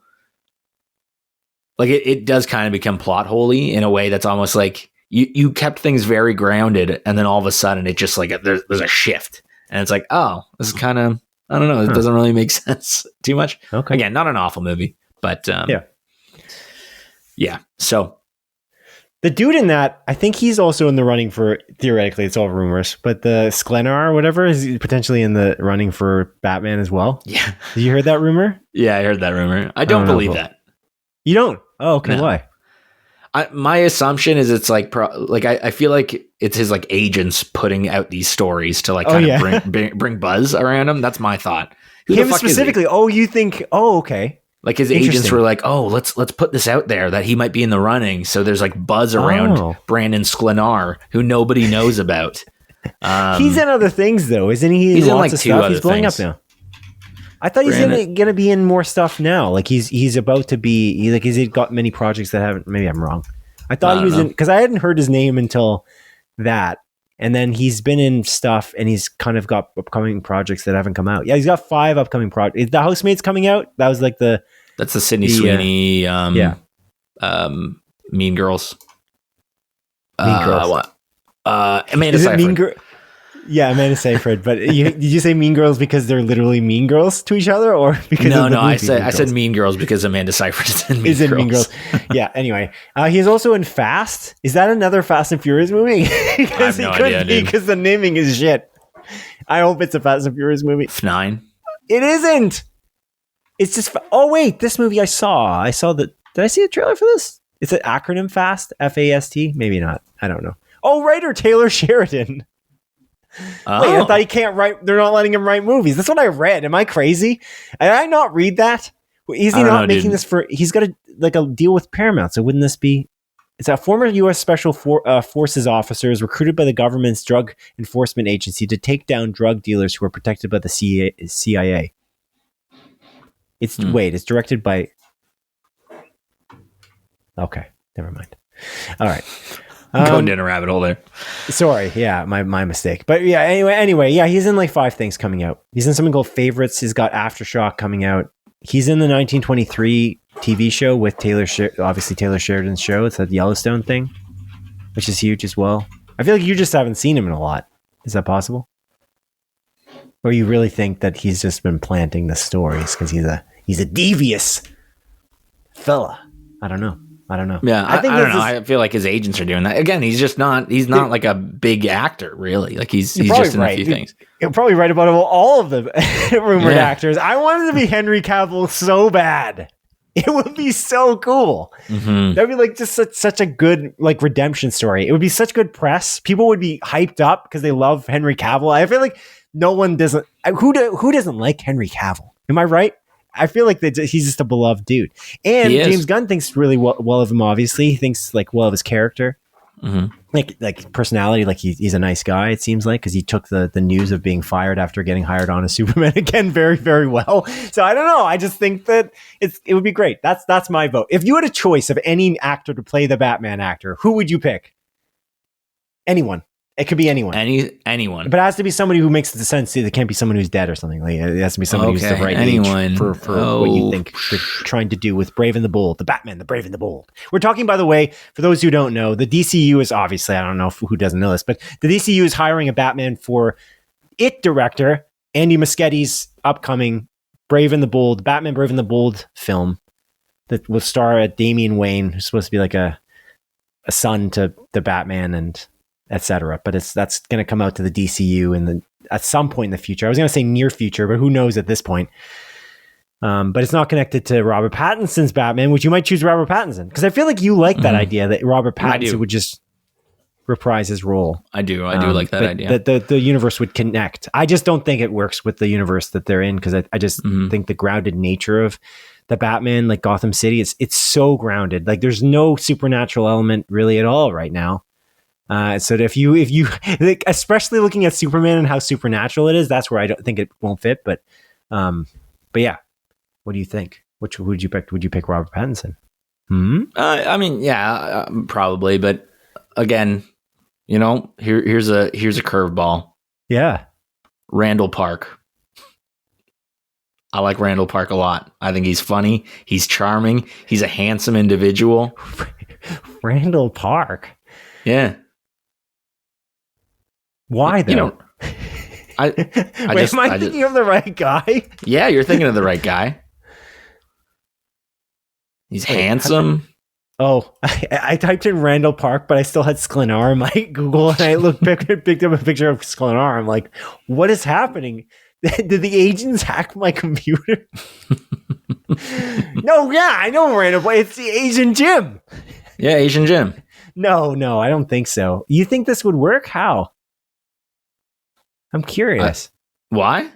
He's only done comedies, though. Has he done any serious role at all that you've seen him in that he's believably done it? That's the question.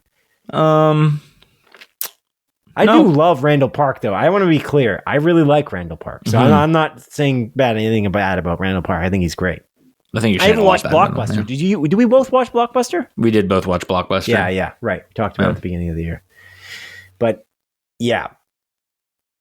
Okay. It's interesting. That's an interesting choice. That's cool. That definitely, who's going to be upset about that. Who? You mean the anti-woke warriors, bro, obviously. Oh my goodness. He's an Asian man. That would be unacceptable. What? To them. He's They Asian? hate that. Yeah. No, I just wonder about his acting chops on a dramatic level. But his voice is also not very deep. It's kind of like very like he can do dramatic stuff. I believe it, but his voice doesn't strike me as Bruce Wayne. It's kind of like it's just not. I don't like typecasting though, so I don't mind the choice. Why did you pick it though? Just out of curiosity, did you just look at like a roster of actors and you just were like, I love Randall Park, and you just picked it, or like did you think about this for a few No, months? I thought about this for at least few minutes, 34 seconds from when you asked me. At least it's cool though. like, it's kind of a neat. Like I could see him looking the part for sure. I'm just concerned more so about his voice and his demeanor and the dramatic aspect of it personally. Because I honestly, I feel like. I think Bruce Wayne, you got to go with like kind of, could he play like a rugged billionaire kind of guy? Yeah, I think that part. I just don't know that he can like do the gravitas of like he's like this tough, dramatic dude who's just brooding, because Batman's just not a comedy guy at all. He's like the opposite of comedy in a way. It would be such an interesting like flip of the script. But then it could be Randall Park's choice, like chance to kind of get into the spotlight as a full dramatic actor if that was what he wanted to do. So that's possible too. Looks good in a suit. Yeah. But okay, I don't doubt it. So if I had to, if it wasn't Randall Park, and you were serious about Randall Park though, that wasn't a joke that I just riffed about. No, it wasn't a joke. Okay, I was riffing about that, and you just let me riff about that for like 5 minutes. I would have been upset. No, I actually really like Randall Park as a joke. But like, let's say I got to choose a white guy because people are going to be too upset. No, it doesn't have to be a white guy. I like the. Too late. I'm choosing a white guy next. Okay. All right. Fine. Glenn Powell. Oh yeah, that's a good choice. Yeah, I love Glenn Powell. Yeah, that's an obvious choice too. It's like kind of like who doesn't want to be Batman, as James Gunn pointed out. So yeah, Glenn Powell could happen. Yeah, he's handsome. He's probably my man crush. Let's be real. You said it. You said that at least 4 times on this podcast. Yeah. Let's be real. I love how you. Yeah, let's be real. As if we didn't believe you the first 3 times. And he's got the body type. I feel like he's tall. Yeah. He's strong. He's got a nice body. Feel like you think he could take care of you, sort of thing. So he could take care of a kid, maybe. Sure. And I think seeing him next to like Corn Sweat.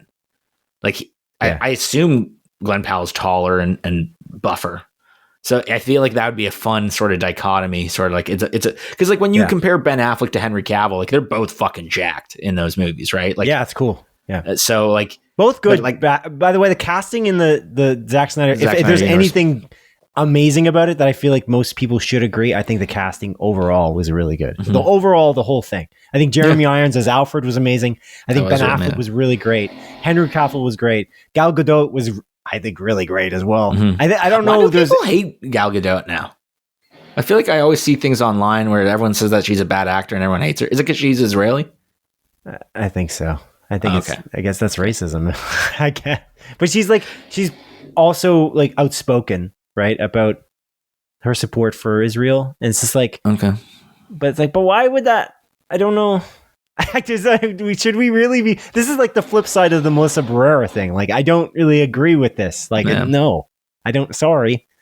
I don't know. I think Gal Gadot, like everything I've seen her in, I liked her. And I haven't seen her in a crazy amount, but I think she was good in as Wonder Woman and stuff. Anyways, not to go down a rabbit hole. I was just genuinely curious if you knew. I believe that's why.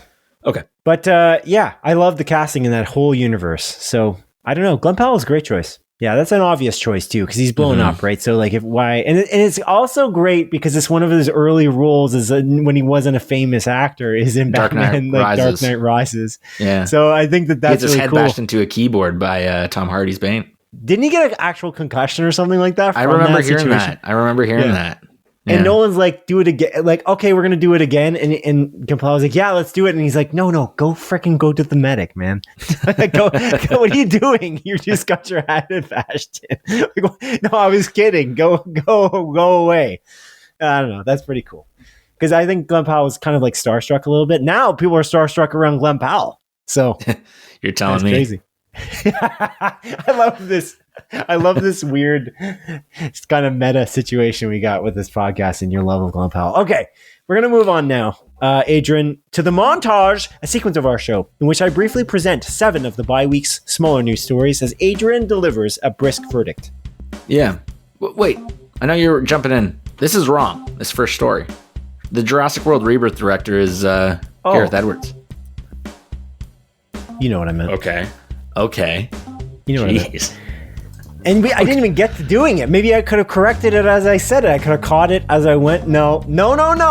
It's funny because we're doing this while the music is going.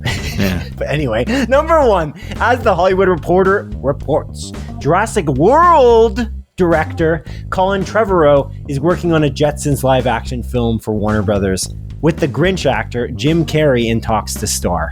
Also, I think it's funny because if there's anything Jurassic related, you're going to catch the bear. You're going to catch it. Yeah, I'm going to catch it, dude. I'm catching that shit quick.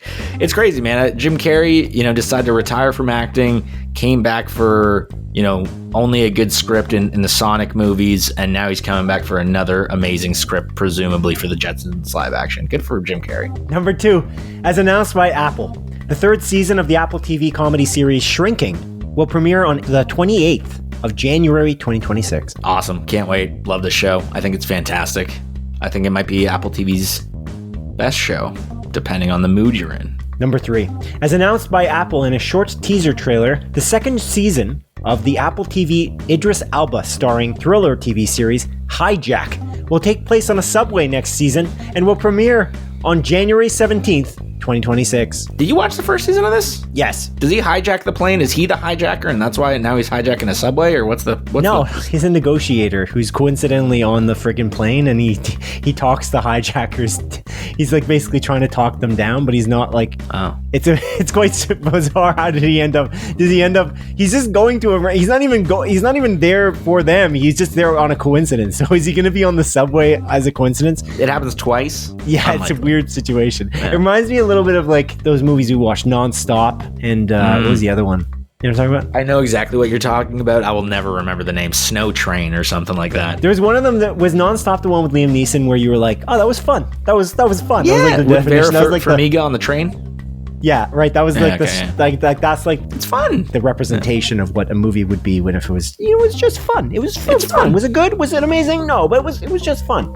Okay, we're really getting sidetracked in this montage. Let's move on. Yeah. Number 4, as announced by streamer Netflix, Upon the Duffer Brothers' request, the 2-hour series finale of Stranger Things will premiere in 350 movie theaters across the United States and Canada on December 31st, 2025 through January 1st, 2026, despite some initial resistance from Netflix. Oh my goodness, they're doing it for a whole year, Simon?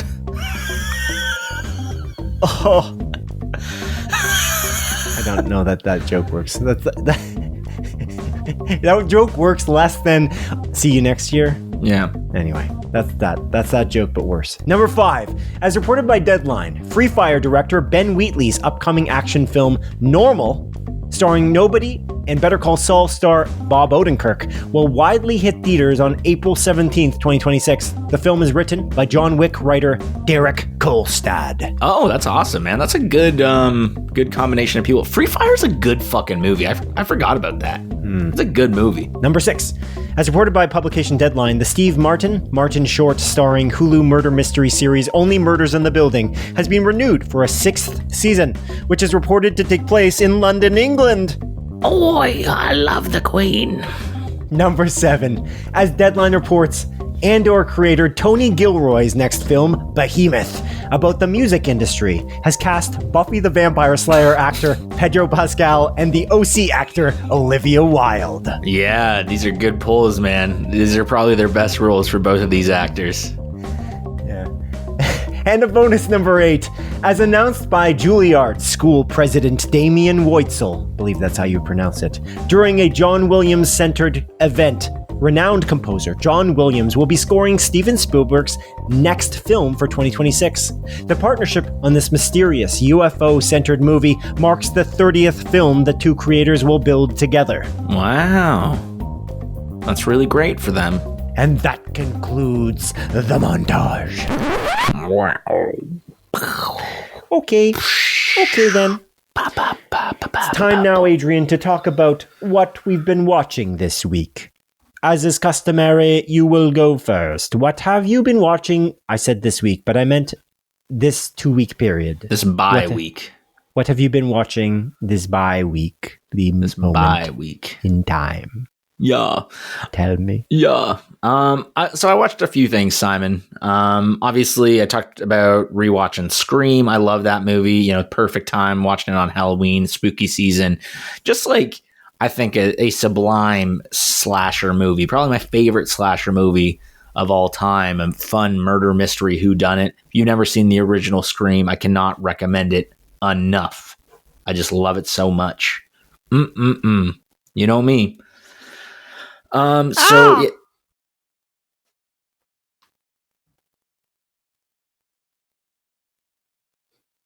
yeah, why is there an awkward silence here? What the fuck was that? I was screaming for Scream. This is also worse than the joke. I'll see you next year. I will give you that. Thanks. As long as you understand that. Yeah, we get it. We all understand. Yeah, and then keeping it in line with spooky season, Simon, I watched the new Fear Street movie. That's not that new. It came out quite a while ago. Mm-hmm. But I've been meaning to watch for a while, and I'm like, you know what? It's spooky time. It's time to watch Fear Street Prom Queen, which also takes place Netflix. Also on Netflix, which takes place in the 70s, I think. So there's 3 existing Fear Street movies. There's 1994, 1980 something, and then like one that takes place way back in time. And those movies are kind of interconnected, and there's like an overall mystery. This is kind of a standalone in that universe that is essentially, you know, again, just like this crazy event takes place on prom night, you know, and all these prom queens, potential prom queens, are getting murdered. And it's a really fun movie. It's another kind of like murder mystery whodunit, like slasher film.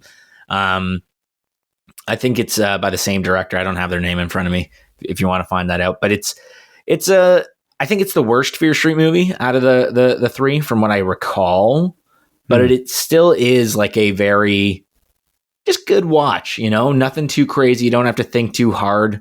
You know, you can watch the movie and try to figure out who might the killer be.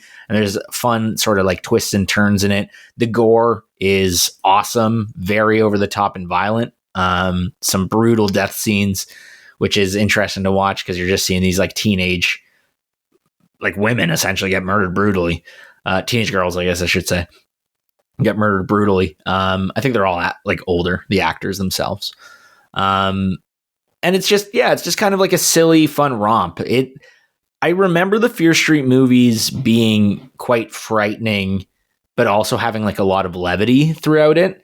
And honestly, the trailer for or Fear Street Prom Night, it made it seem a lot more fun than it actually is. There are still like a lot of moments of levity and fun and like, zany deaths and everything, but I feel like leans a little bit more into the terror of having a slasher on the loose in a school and what's going to happen.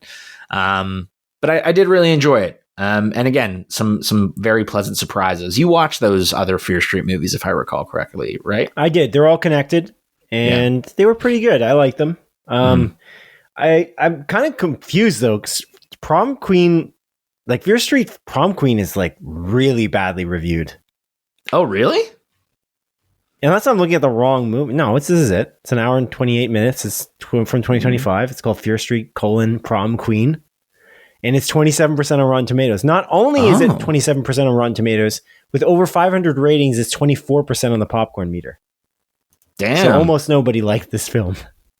That's crazy. Except for just under 30% of the population of people who've decided to rate it here. Wow. I didn't realize it was so poorly reviewed. That's kind of surprising. Yeah. Again, I do think it is the worst, like by far, in the franchise. Yeah. It's set in the 80s, 88. Yeah. But I didn't realize it was so poorly done. Is it the same director, Matt Palmer? Did he do the other one? I don't think so. No, it was the director for the other one was the same one. For all she three. did all three, right? Yeah. Oh yeah, you're right. Cause it was, Lee Janiak. So interesting. I'm kind of surprised. I didn't realize it was that poorly reviewed. It makes like, I don't know. Like I feel like that's a little harsh. It's not amazing, but it's still like a fun watch, worthy watch. I didn't regret watching it. So that's too bad. I'm kind of surprised. That director hasn't done anything since Fear Street Part 3.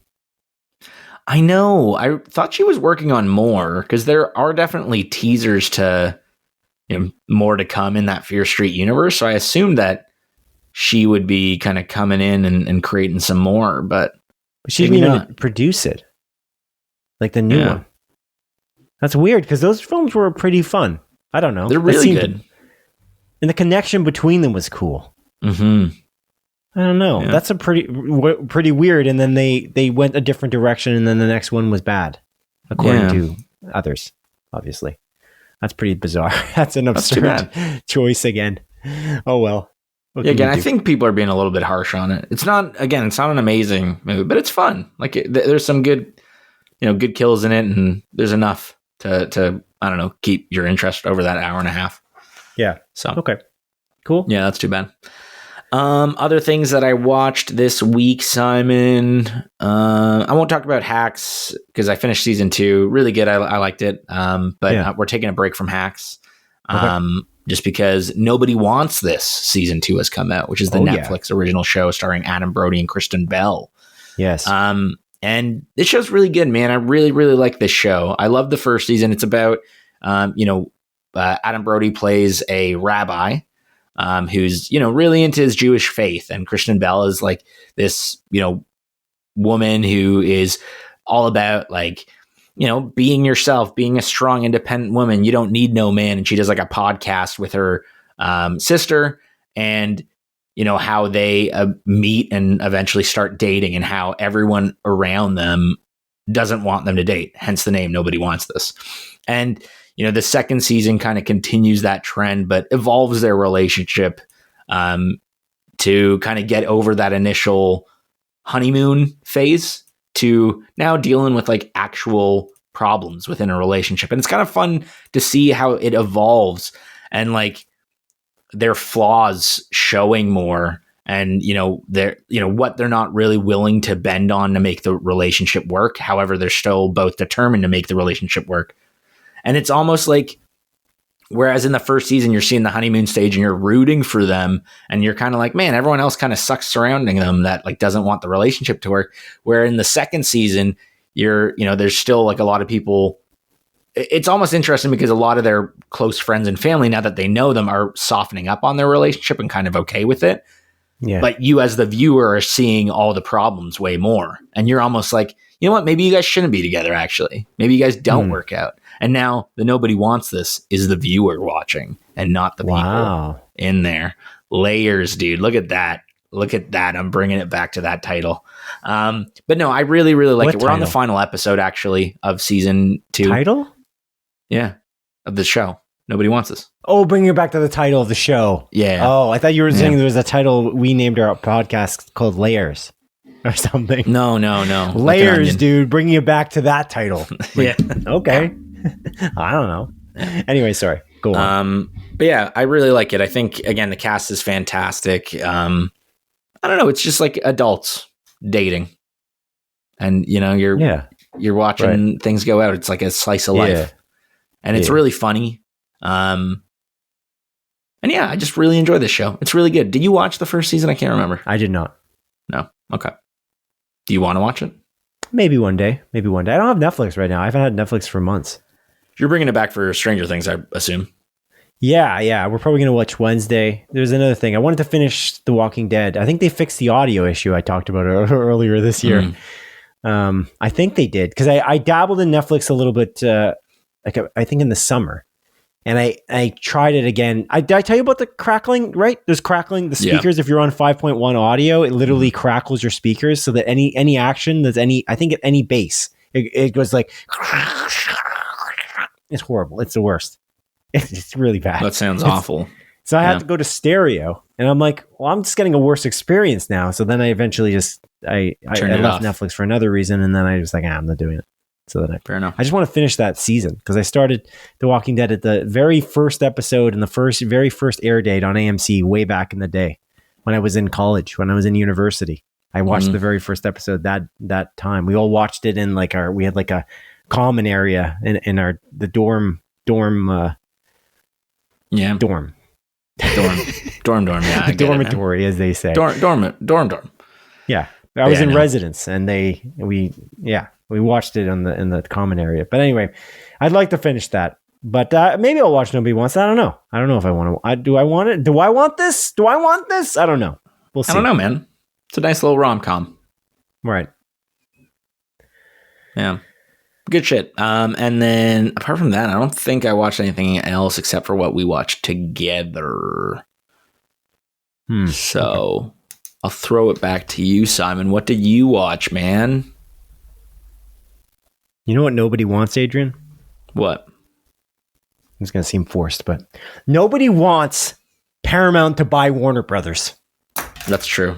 I like that, man. Nobody wants Paramount to drive Warner Brothers. Anyway, what did I watch? I watched lots of things. I'm surprised you didn't watch more. I don't know. I thought you did. Oh, dude, I did watch more. Okay. I actually watched one other thing that I don't know why I forgot to watch it. Okay. Mention it. Forgot to watch it. I didn't actually watch it. I forgot to watch it. I'm just going to tell you that I didn't watch it. What was it? Sorry. Well, actually, a couple of other things. I'm still watching The Chair Company. I'm not going to talk about it, though, until it's done. But really good. Okay. It's still really funny. I'm still really liking it. Which is the Tim Robinson show about an embarrassing thing at work happens, and he's determined that there's a conspiracy going on about these chairs. I'm watching that, so I'm going to talk about it then. Yeah. Shove off. So I watched The Chair Company with Tim Robinson. I watched episode 1 and I watched episode 2. I did not watch episode 3 yet. I think it's an 8-episode series, right? Yes. That was the longest pause for no reason. But yeah, The Chair Company, it's pretty... Dude, it's funny that you said something like, "Oh, I find that this isn't as awkward as watching the movie. What's the movie called again? Friendship." Yeah, Friendship. I'm like, I kind of agree, but I think Friendship was more awkward because we were in a theater with other people, and you could tell the palpable, like, kind of silences and nervous laughter that was happening in the movie theater while we were watching it. I kind of feel like it's kind of the same in some way, and also, I didn't realize this, but it's the same director. We didn't talk about that when we talked about it last time. It's Andrew DeYoung, which is cool. I didn't realize that, but that also makes sense because it is very much similar style. But I'm like 99% positive you didn't mention that on the first episode. But it pulls a lot of what that movie is into this, in the way that that Friendship is kind of a workplace comedy in some aspects. It's just some small ways, like some little tiny details, like background details in that plot, and in like two different workplaces. And in this, it is as well, in the most absurd way, man.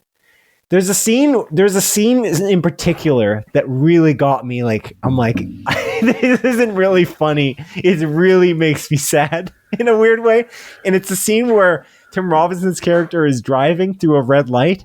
And I'm just like, man, that's so dark. There's something really dark about him looking back.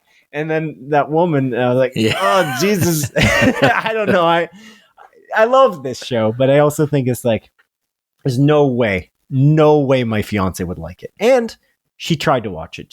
She's like, I don't like this. I'm like, I know. Interesting. I know. Interesting. So I feel like if your fiance liked it, I feel like she just liked Friendship. I don't think it's that far off. It was what was kind of the bottom line. But I think Andrew DeYoung and Tim Robinson's, and in this case, what's the first guy, the other guy's first name? Zachary Kanan. Zach Kanan. Okay. I don't know. The difference though is that like Friendship isn't a mystery. Like there isn't like a consistent plot thread. It's just the plot thread is just Tim Robinson wanted to be Paul Rudd's friend, right? And then wacky stuff happens. This is a mystery show. That's a good point. Right? So there's something to look forward to and to figure out, right? Is there? I think so.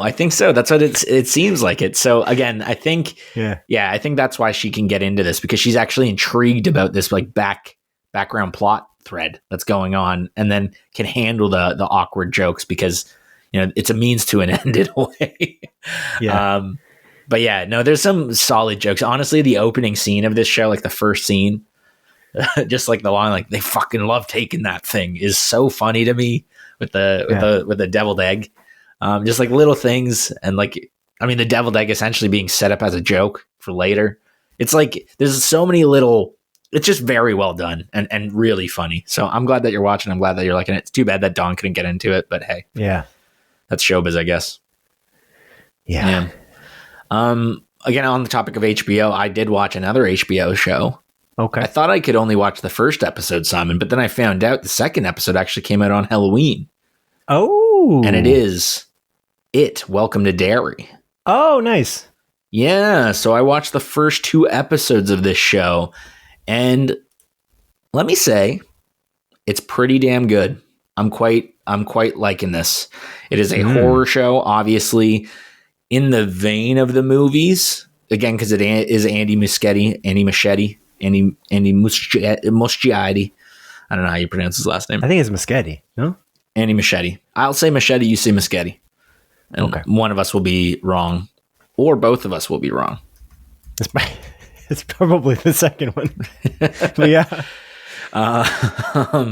But it is really cool, and it quickly sets itself apart from the It movies in some good ways and some kind of not great ways, because the It movies you're following a kid, the kids, the Losers Club, right? And it's about these like, you know, main cast members, these children dealing with this crazy thing, and you know how that impacts them, and you know then you flash forward however many 20 some odd years later, and you see them as adults, right?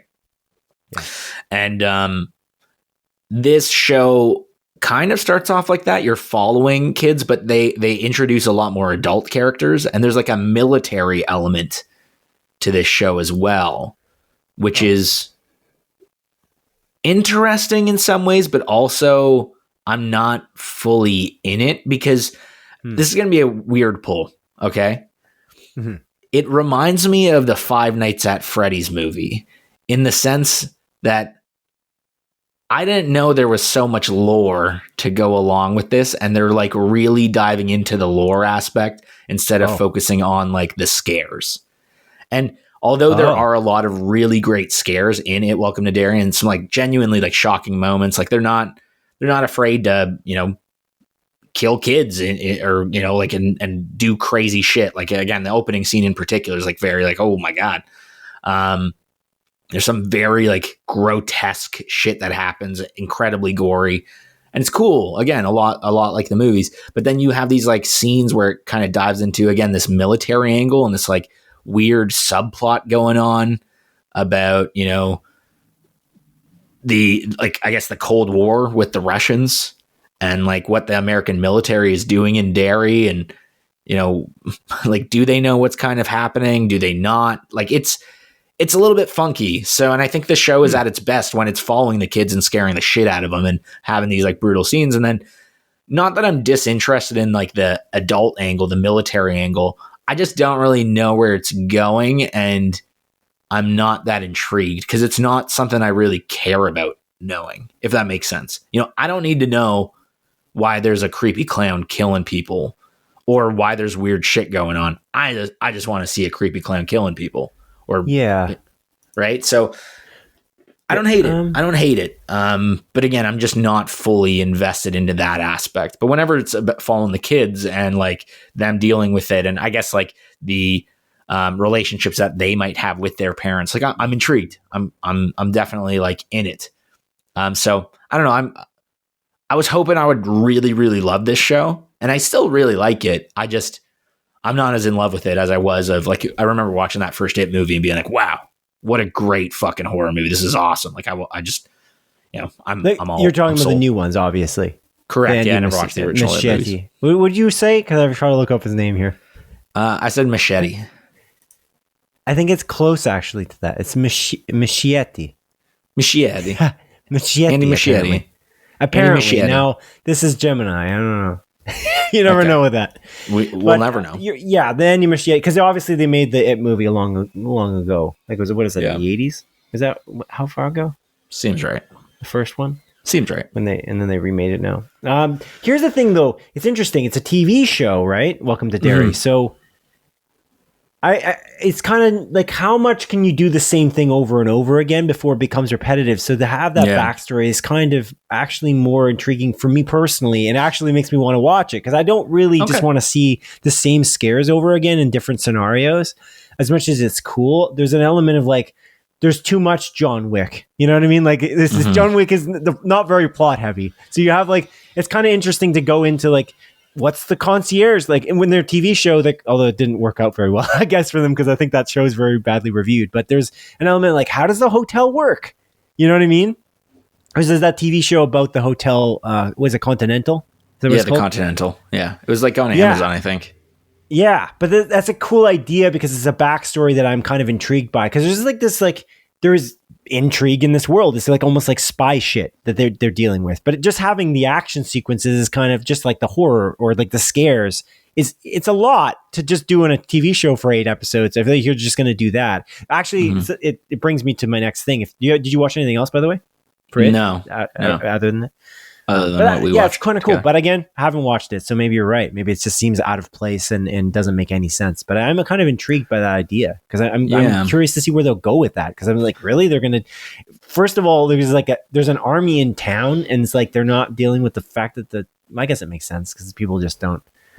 That's just the way it goes. They don't. Who cares about these people's children? It's about their children, you know, kind of thing. But that's kind of neat. But I hope, hopefully it gets good for you in that regard. Like the backstory seems to pay off by the end of it, because maybe it's just not, the way they're telling it is not as good now. But yeah, you're saying it's just not as scary throughout. Like it's kind of a lot of, the mystery is more of the focus and less so of like the individual horror elements. Whereas the It movies, it's kind of like a lot of mystery with a lot of horror mixed in. I'm kind of curious. And it's like the kids are trying to figure out the mystery. So we're following these kids solving something, and then it like kind of being like, oh, right. And I think it kind of does that, but again, it does focus on the adult angle. I'm curious, if they're trying to build a larger universe with this, because in the trailer, at least, there is like references to like Shawshank Prison as an example.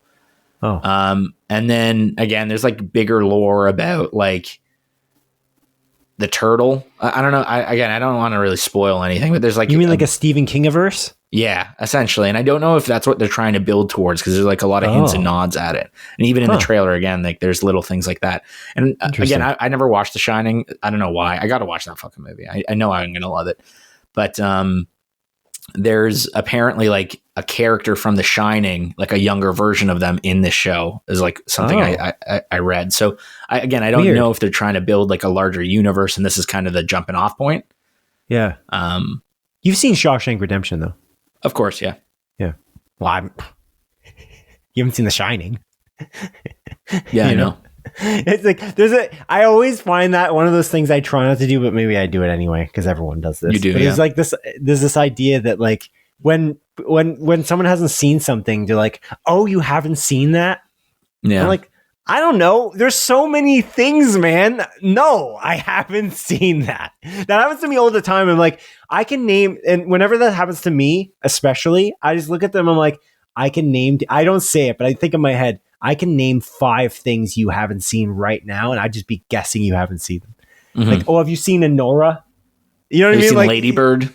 Yeah, exactly. And so I always find that kind of silly. I try not. I'm trying more and more not to do that to most people because I feel like I just don't want to assume what they've seen or not. Just because we never really talked personally about Shawshank. That's why I asked you that. You're like, of course. I'm like, I don't know. Well, I didn't say it with that tone. You haven't seen Indiana Jones. Yeah, I know. I didn't want to. I don't know. Like, at least Indiana Jones is a blockbuster. You know what I'm saying? Like, Shawshank is, although people think it's the best movie ever made. Many do. Anyway. It's a good movie. Is it the best movie? Yeah. Could be. I don't know. But I don't. I try not to assume because it just makes an ass out of you. And me. That's right. You fell for it. Oh my God. I fell for my own thing, dude. I never thought I would get that on you. That's crazy. All right. Well, sorry, I was going to make a segue, but I failed it really badly because the segue was happening 10 minutes ago. But I was going to segue to something else I watched, which I feel like does an incredible job with backstory. It isn't always scary the whole time, but it's very creepy. But so is the movie series, is Alien Earth. Alien Earth is phenomenal. Phenomenal. Yes. It's my favorite Alien thing, possibly. I think it's maybe my favorite thing from an Alien perspective. I think the first Alien movie by Ridley Scott, really, really good. And I think because it's the basis of it all, I think that's probably still my favorite. But otherwise, like, Noah Hawley, man, I just don't understand how he's so good at this. He's really good at this. Every single thing he does, when he takes an IP, he reinvents aspects of it, but he keeps it completely centered in the universe. And I don't know how he does it. This show is really good.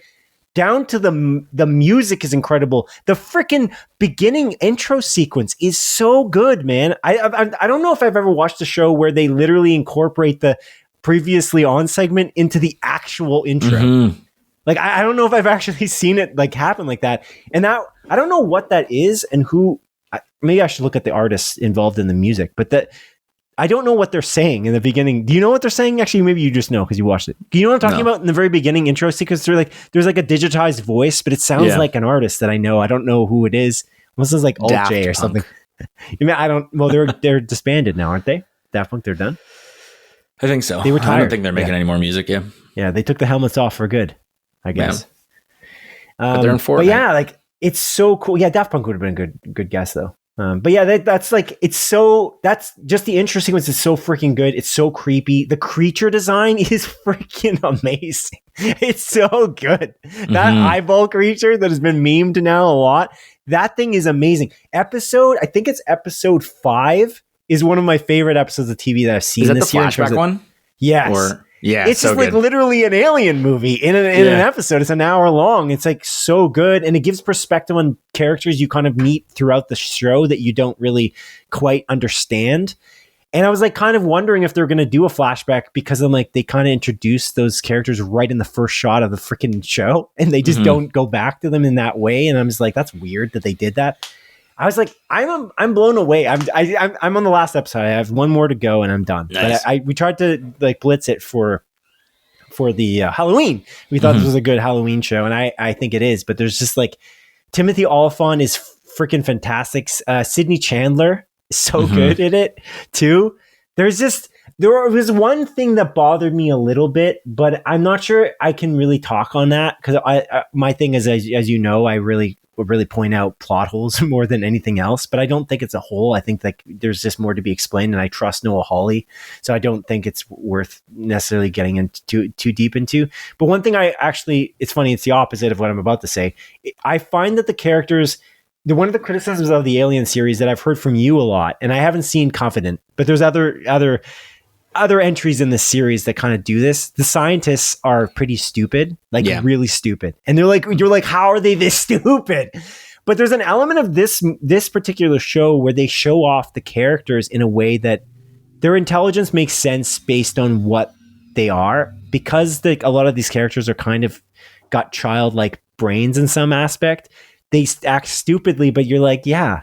And I'm like, this is kind of a brilliant solution for the problem that the series has, which is a very, like the movie series has, which is a strange situation.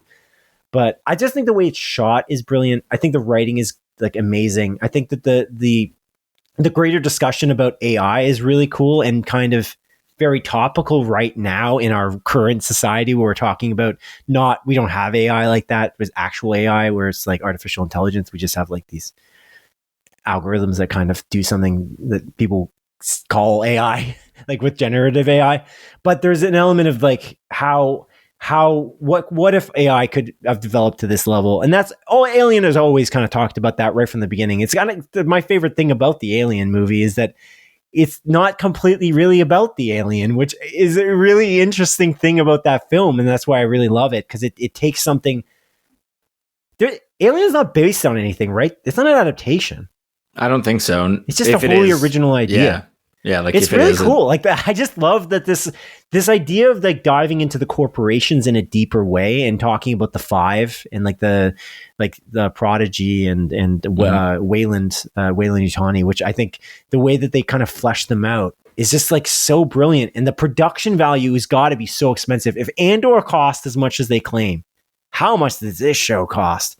I hope that they continue making this show for foreseeable future. I want to see what comes of this. It's super interesting. I'm sure they're not going to wrap up most of the plot lines in the last episode of the show. I'm on episode 8 now. So I'm really curious like what they're going to do, because the production design is really, really cool. And like, I don't know how much, do you know how much they did in terms of practical effects? Because it's, because I don't know for sure. The alien is definitely more often than not practical. It must be, because it looks pretty crazy. I think they were really leaning into the practical effects aspect. Obviously, like the eyeball is like CGI, and like some of the aliens are good. CGI. It's good, but it's like it looks crazy. So high quality. Yeah, yeah, I love that. The eyeball monster is terrifying. Crazy, man. It's like genuinely scary. Yeah, it's cool. Like I don't know, they do a lot of it. It's fun to finally introduce more aliens in this alien universe, and it's like, what does that too? Yeah, how does that impact? Like, is the alien that we know the most terrifying thing out there, or are there other things that could be even scarier? And like, what does that say about everything else? I don't know. It's really cool, and it's like, is everything out there a predator? Are there some things that might be willing to work with humans? Like, it's, I don't know. There's so many questions get asked in this show, and not everything gets answered. And that's why I'm hoping that, it does continue as well. But yeah, I don't know. I think it's fantastic. And again, from a fan of the franchise, being able to, because again, this takes place technically before the first Alien movie.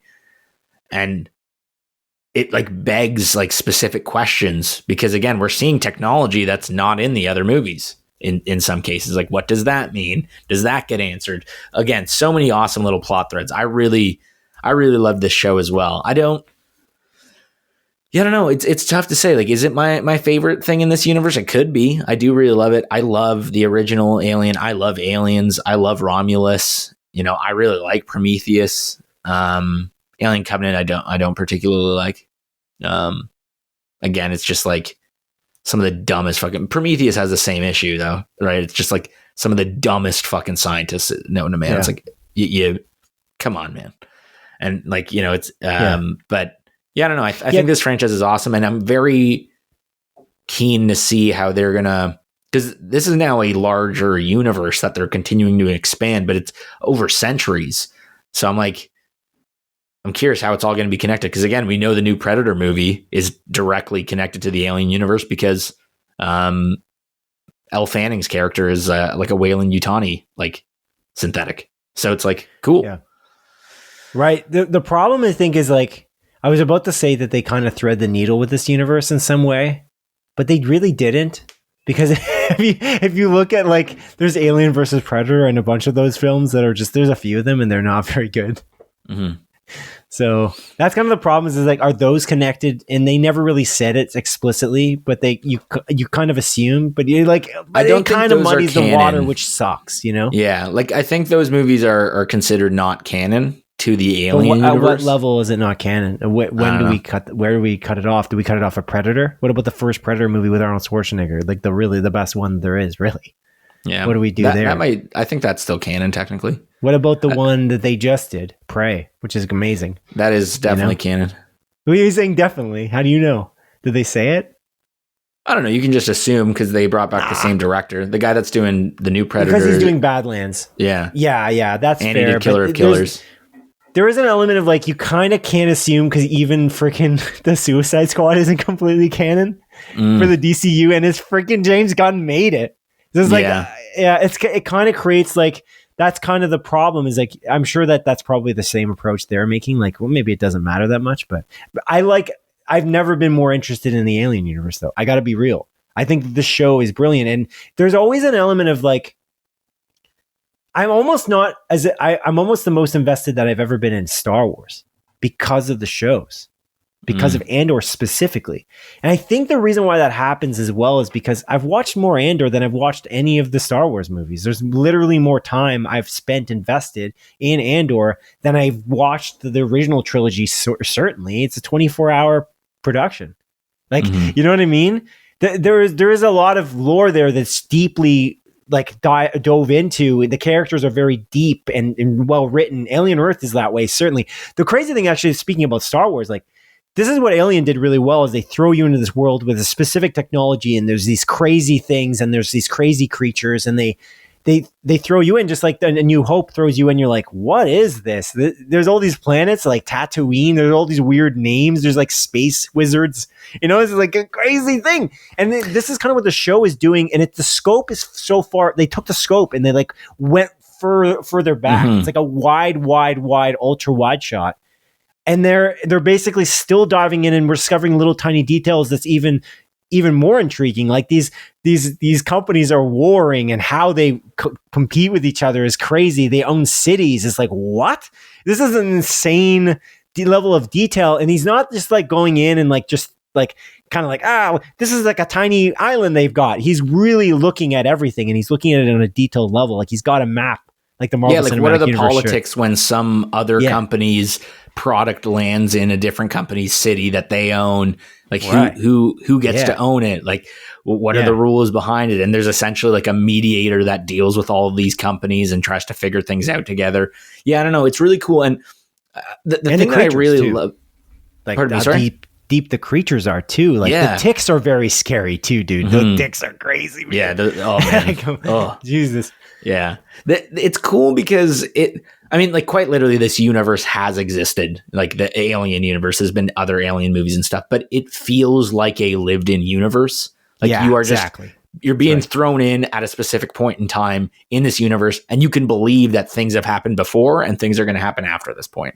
Yeah. Whereas like sometimes you'll watch like a movie or a TV show and it's like, okay, it feels like this universe just began at the point of inception of this show, you know? Yeah. If that makes sense. Like, so yeah, it's interesting.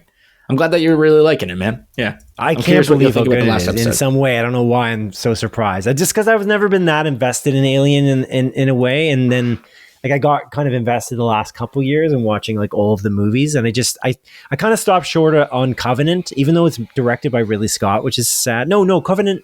Yeah, Covenant's right after Prometheus, right? Yeah. It's a prequel after Prometheus. What's the other one? There was Alien with David Fincher. I didn't watch that one either, actually. Alien 3, but that one's not really necessary, is it? No, Alien 3 and 4, I don't even know if those are fully canon anymore. Okay.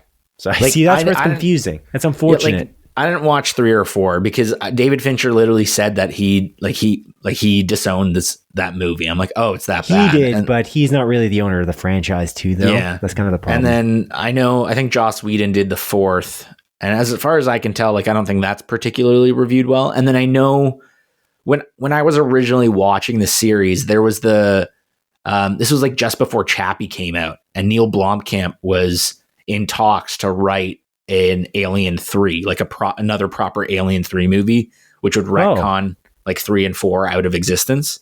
Right. And follow, I think, Newt from Aliens. Okay. And then I think Chappie came out, didn't do well. And then that project got canned. They bailed on him. That's why Neil Blomkamp isn't... Like, I mean, after Chappie was Elysium, no? I think Elysium was first, and then Chappie. I thought. Oh, I could be wrong. And then he did Gran Turismo. Yeah, which is interesting. But I'm pretty sure Neil Blomkamp. I swear to God, he talked about this.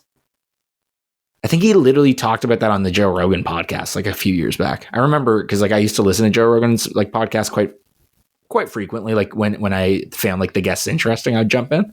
I don't really listen to him anymore. But yeah, I remember listening to that episode, and I think that like that's where he revealed where he felt like he had a really great Alien 3 script, and then after Chappie and it didn't do well, they kind of like shut down the project, which is a shame. Chappie's not even that bad. It's not great, but it's not bad. Yeah, interesting.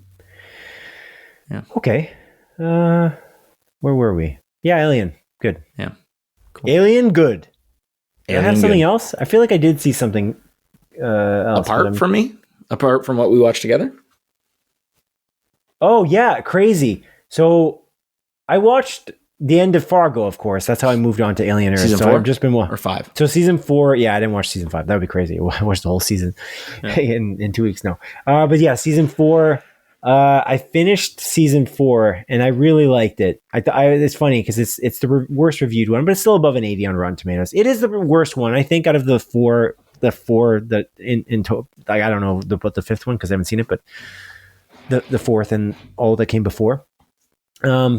But yeah, I really liked it. It's funny though. Got to the end of it. It was a pretty satisfying ending. I got to the end of season 4 and it literally says the finale ends, right? And you know how like Amazon and all these things, they recommend things to you.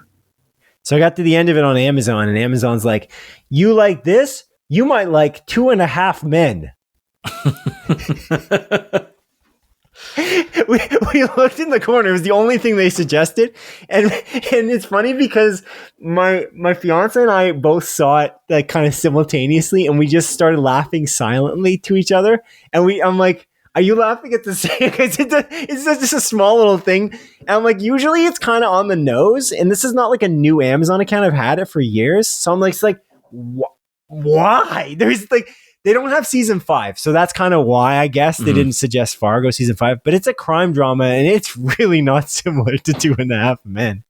So anyway, I just thought that was funny. But anyway, season 4 is good. I recommend it to you. But yeah, I mean, I don't have to. Actually, no, I don't recommend anything to you. I recommend nothing to you except for Inglourious Bastards. You bastard! You should have watched it already. How could you not watch this? It's such a good movie. That one I'll shame you for because I recommended it to you a long time ago now. It's been at least 4 weeks. You know? I'll be back. Whoa, don't get offended and leave. I'm offended. I'm leaving. I'll be back. No, don't do it. I do. I will actually be back though. Sorry. Okay. Bye. I am offended. And I am leaving. No. I think I hear Adrian. I think he's returning now. I'm over it now. I'm glad. Calm down. I apologize for calling you a bastard. It was. My parents did not have me out of wedlock, Simon. Whoa, and that was rude of you to say. Okay. I know. I'm sorry. I apologize. I wasn't saying it as an official title that of the definition type situation. I wasn't using the official clinical definition of bastard when I said it. I was more saying it in jest. Anyway, let's move on now, Adrian, to the thing we watched together, which is a film called Good Fortune, directed by Aziz Ansari of. Why was I going to say The Master? Masters of None. Masters of None, the Masters of Film with Philip Seymour Hoffman. Anyway. Yeah. Masters of None on Netflix. The creator of Masters of None, actor in Parks and Recreation, Aziz Ansari. He made a film, stars Keanu Reeves, stars Seth Rogen, and stars Aziz Ansari. Yeah. Okay. Mm-hmm. Did you like this film? What were your thoughts? We saw it together in theaters. We both saw it with our respective fiancés. Mm-hmm. What were your thoughts on this comedy film? Yeah, I thought this movie was pretty fun, man. And there was also Keke Palmer being another one of like the, prominent cast members. It's true that. I just wanted to make sure we called out, the woman, because you were obviously only thinking about the men. Classic Simon. Thinking about guys. Is that classic? Sorry, stupid joke. I don't know. They're in it the most. Those three. Yeah, they are. It does star. They are the stars of the film. The three Sandra stars. Oh's also in it. What, you don't like Sandra Oh, huh? I actually do like Sandra Oh quite a bit. Me too. I think she's great. I think she's great, fantastic. Adrian.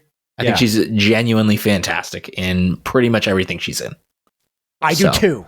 So I'm a huge fan.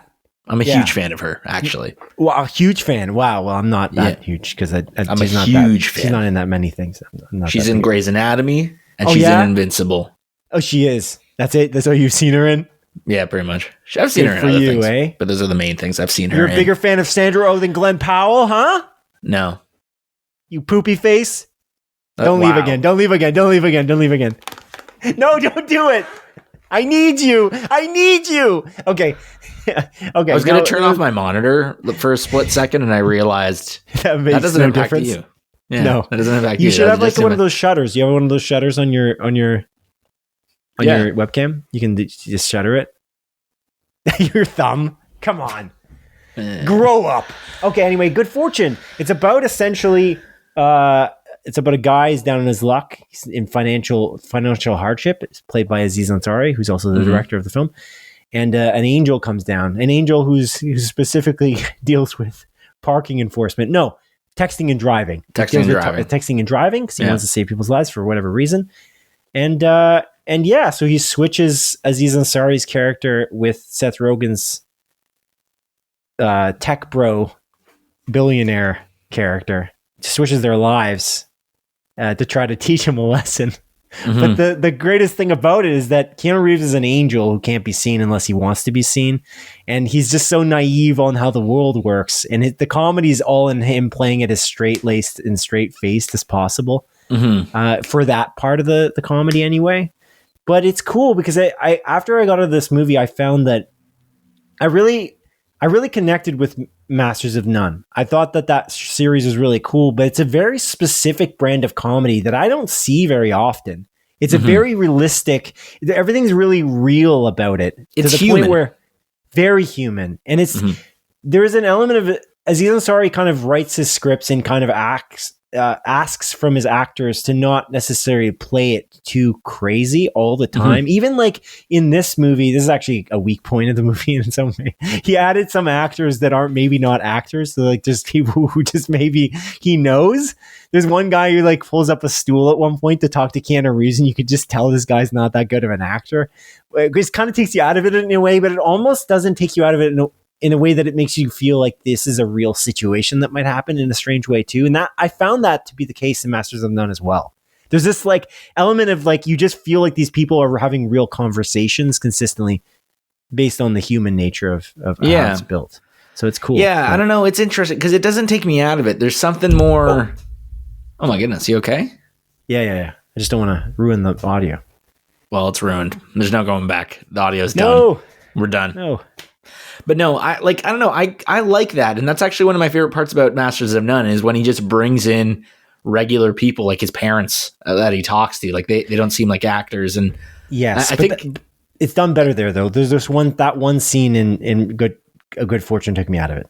Oh, that's interesting. I really liked that particular one. It did. Whereas I feel like the rest of it, everything else, I don't think it was that much, but this one took me just a little bit. It's not like enough to say it's like a knock on the movie. I think that, or even the scene, that's not terrible. It's just I'm like, This one, I'm like, it went over the line just a little bit too much. Like, whereas usually those scenes straddle the line, but because of the realism of it and the grounded nature of it, I'm pulled in more so than I'm pulled out. This time it pulled me out a little bit too much. Oh, that's interesting. This could have been shot again. You should have done another take, I think. Oh.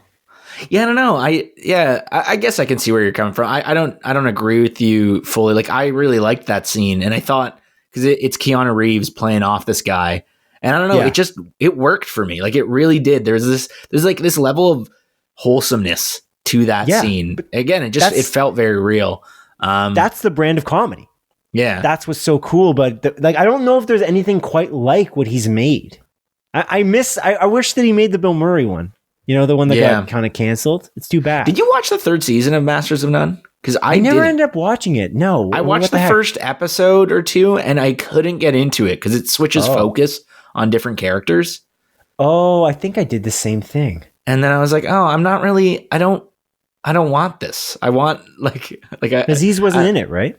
He's in it. Just he becomes a background character. Yeah, like he's not in it. It follows. Yeah. One of the side characters in the first two seasons, and then it's like hyper focused on them and their relationship, and I don't know why it just didn't click for me. I got to go back. Yeah, maybe I think we ran into the same situation because I remember watching. I know what you're talking about. I'm pretty sure that had to have been the third season. I just got into like the first two episodes, and then I just like bailed because he's barely in it in comparison. It's just not following his story as deeply. Yeah, which is like, I guess, okay, but I don't know. It just didn't click for me.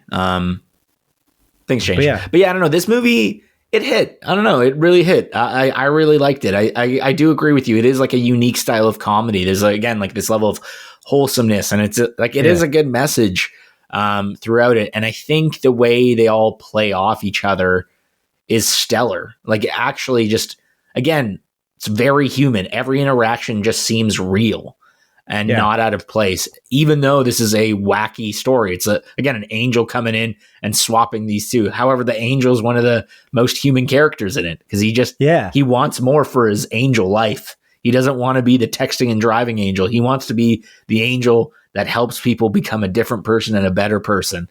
And I don't know, it's really cool because ultimately, you know, like it, you know, again, it's down on his luck Aziz Ansari and being like, life sucks. Everything's so fucking hard. And Keanu Reeves essentially being like, oh, well, you know, it could suck even if you had money. And then it's like, the message is like, no, actually money could solve the vast majority of my problems and make my life significantly better. And when you're downtrodden, everyone's against you and life fucking sucks. And it's always one thing after another. Yeah. There's like as poor as he is in this, like there's like everything is against you in a way. Like it's just everything's stacked. The cards are stacked against you. Mm-hmm. So it's like very unfortunate. And I think it really made me think throughout the film. I'm like, man, I'm lucky. Like I'm not in that financial situation. I don't have that kind of burden where he's just like working job to job, just trying to make ends meet, and he can't find a job that's steady enough that will get him out of the hole. Like the hole just keeps building and building and building. The debt keeps building. And it's like, how does he get out of it? He's doing everything he can. It's not like he's not trying. He's living in his car, you know, It's kind of crazy, but it's like, it's a very relatable movie in that way that it makes you see that perspective from an empathic level. I think it's just brilliantly built. And I agree. Like they all play off each other really well. The characters are all very well written and it's really cool. Yeah. And it just kind of comes down to like what is enough, really? Yeah, you know, sure. I don't know. There's a scene in particular where, you know, the angel, like Keanu Reeves' character shows Aziz Ansari, like, oh, this is what your life could be, and he's like, man, that fucking sucks. Like, I don't want that. But it's like he was showing him the future. Exactly. Yeah. And he's like, that sucks, dude. Like, I don't want that for me. But in reality, it's like, you know.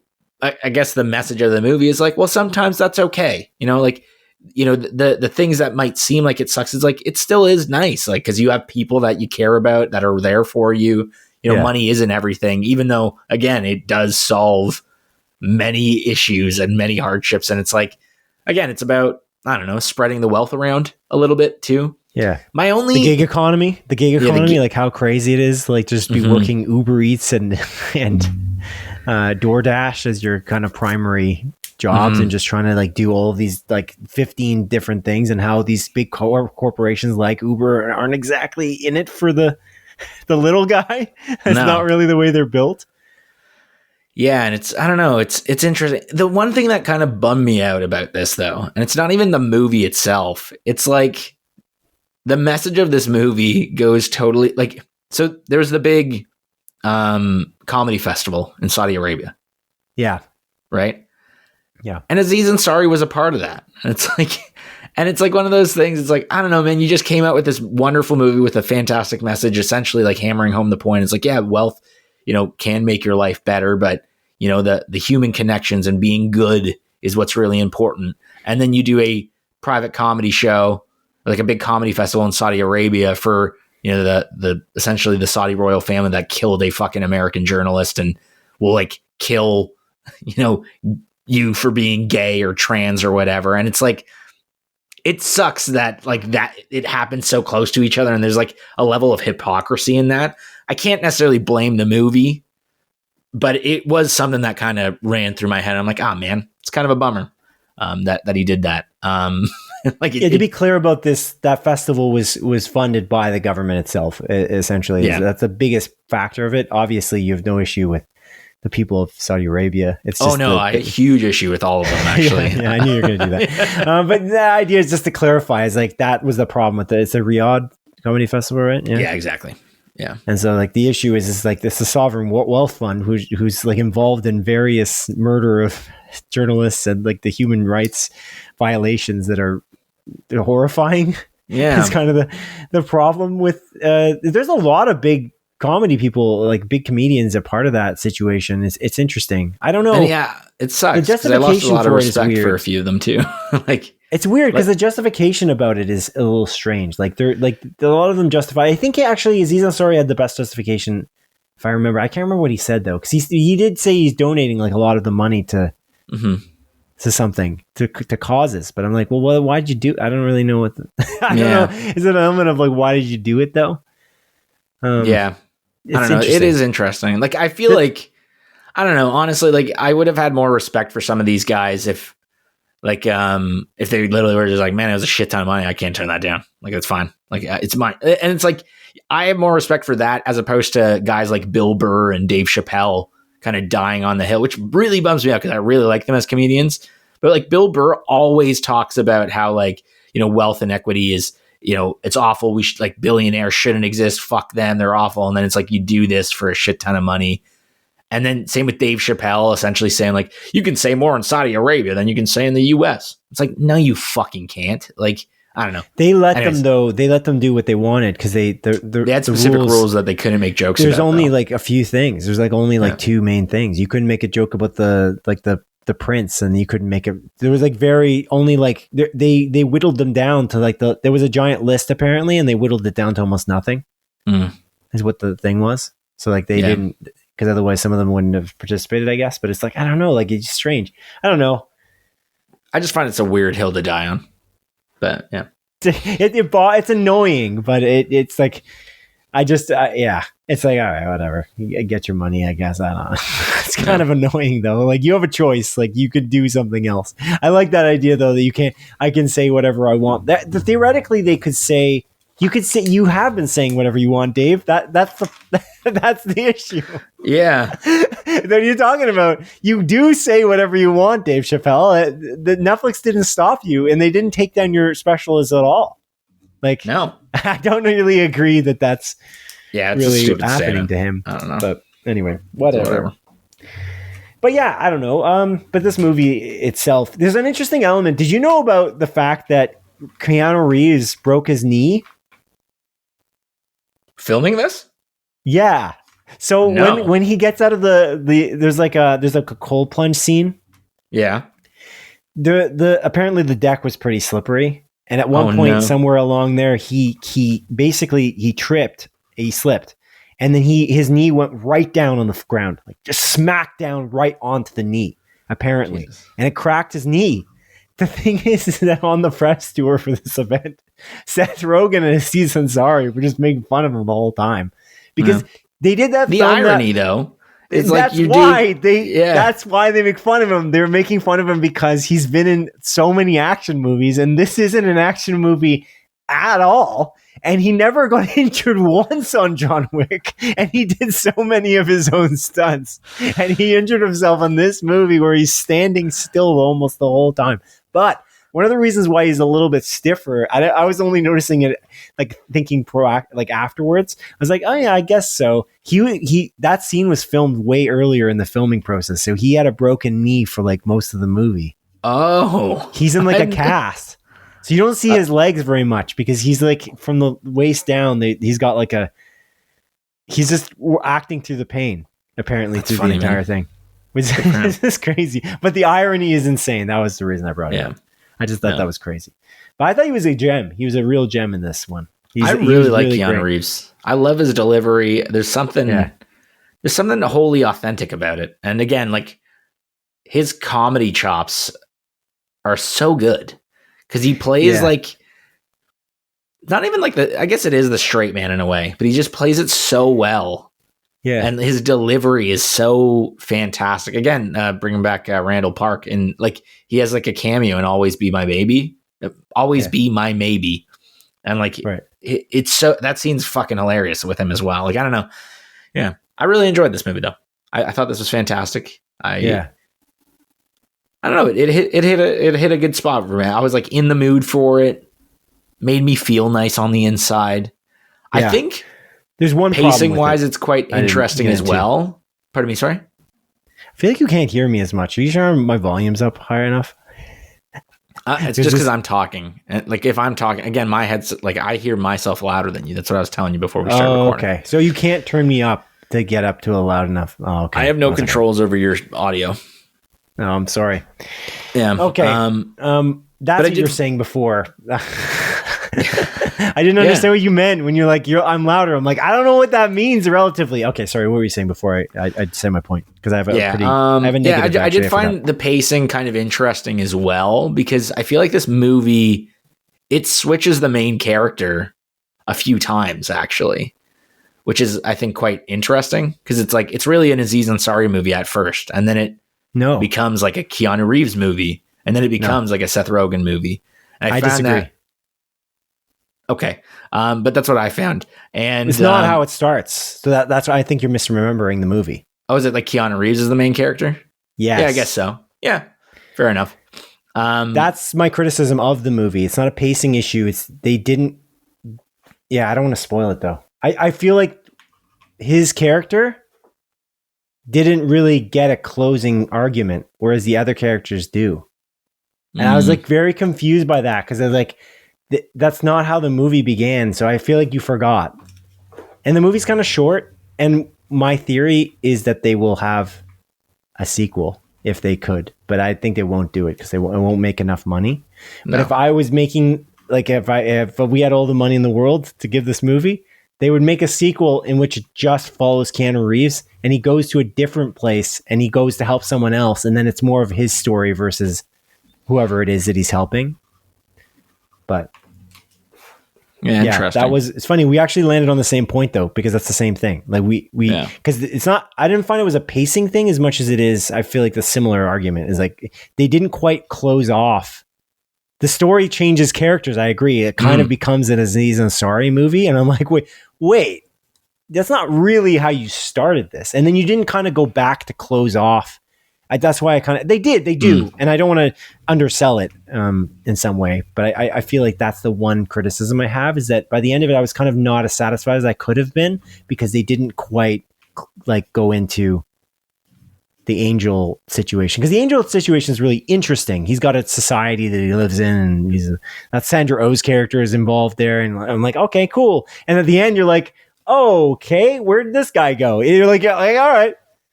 And even the last shot is like, okay, that's cool. But I mean, that's not the way it ends. I'm not a fan of the ending is basically what I'm saying.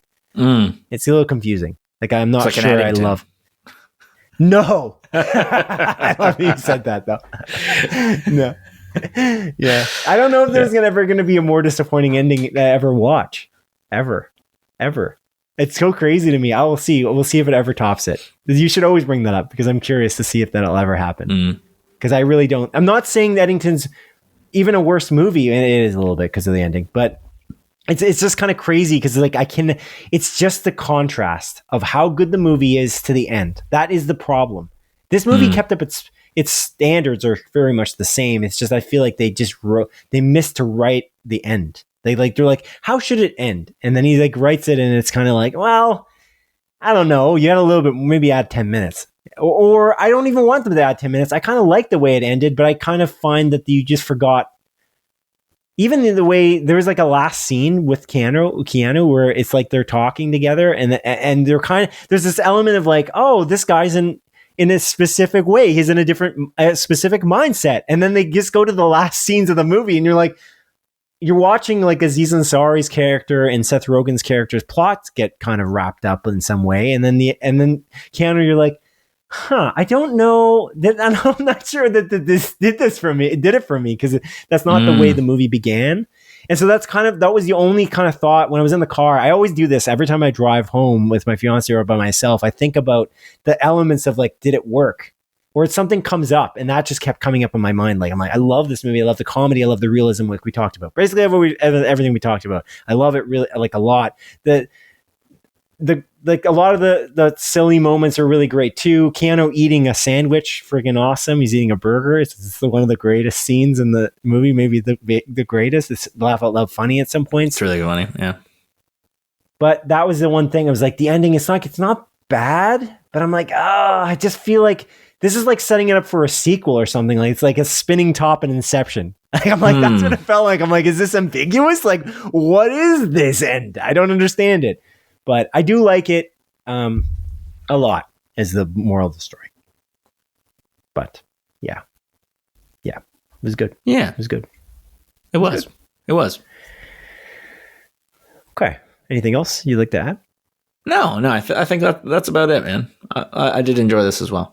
Do we want to rate it? Actually, I can't even remember what I rated it, to be honest. Sure. I am going to give it a 4. A 4? Yeah. And I'm just going to say it's a 3.5 because I think that's what my score was. 3.5. Okay, that's fair. Yeah. 3.5 out of 5. I liked it. I liked it quite a bit. But it wasn't perfect. There's some things that it could have done better. And I'm curious to see what Aziz Ansari does next. Cool? I think it's very cool. All right. You don't seem that convincing. I think it's so cool, man. I'm not sure. Okay. I hope he figures it out. All right. Hope he figures it out. Yeah. Him. What he wants to do next. I hope he figures out what he wants to do next. Yeah, me too. Okay. Well, now onto a segment of our show that I like to call... Are you okay? Yep. You need to go? No. Are you sure? Yeah. Why'd you moan like that? I just felt like moaning, Simon. Sometimes I won't moan. We're on a podcast, dude. You never moan, dude? I do, but usually I don't do it mid while someone else is talking, and I go, well, sometimes you just gotta let it out, and you don't even know it. You know? Yeah, I guess. I'm not. No, I don't really understand it. But anyway, moving on. Now into a segment of our show that I like to call "A Look to the Future." A portion of our podcast where each of us present at least 3 of our picks for the TV series or movies that look most interesting to us that are releasing between the dates of November 4th, 2025 and November 17th, 2025. As is customary, you go first. If you had fun last time, we can do the same thing we did last time where we kind of like hint at what, because that was kind of fun. I enjoyed it a lot.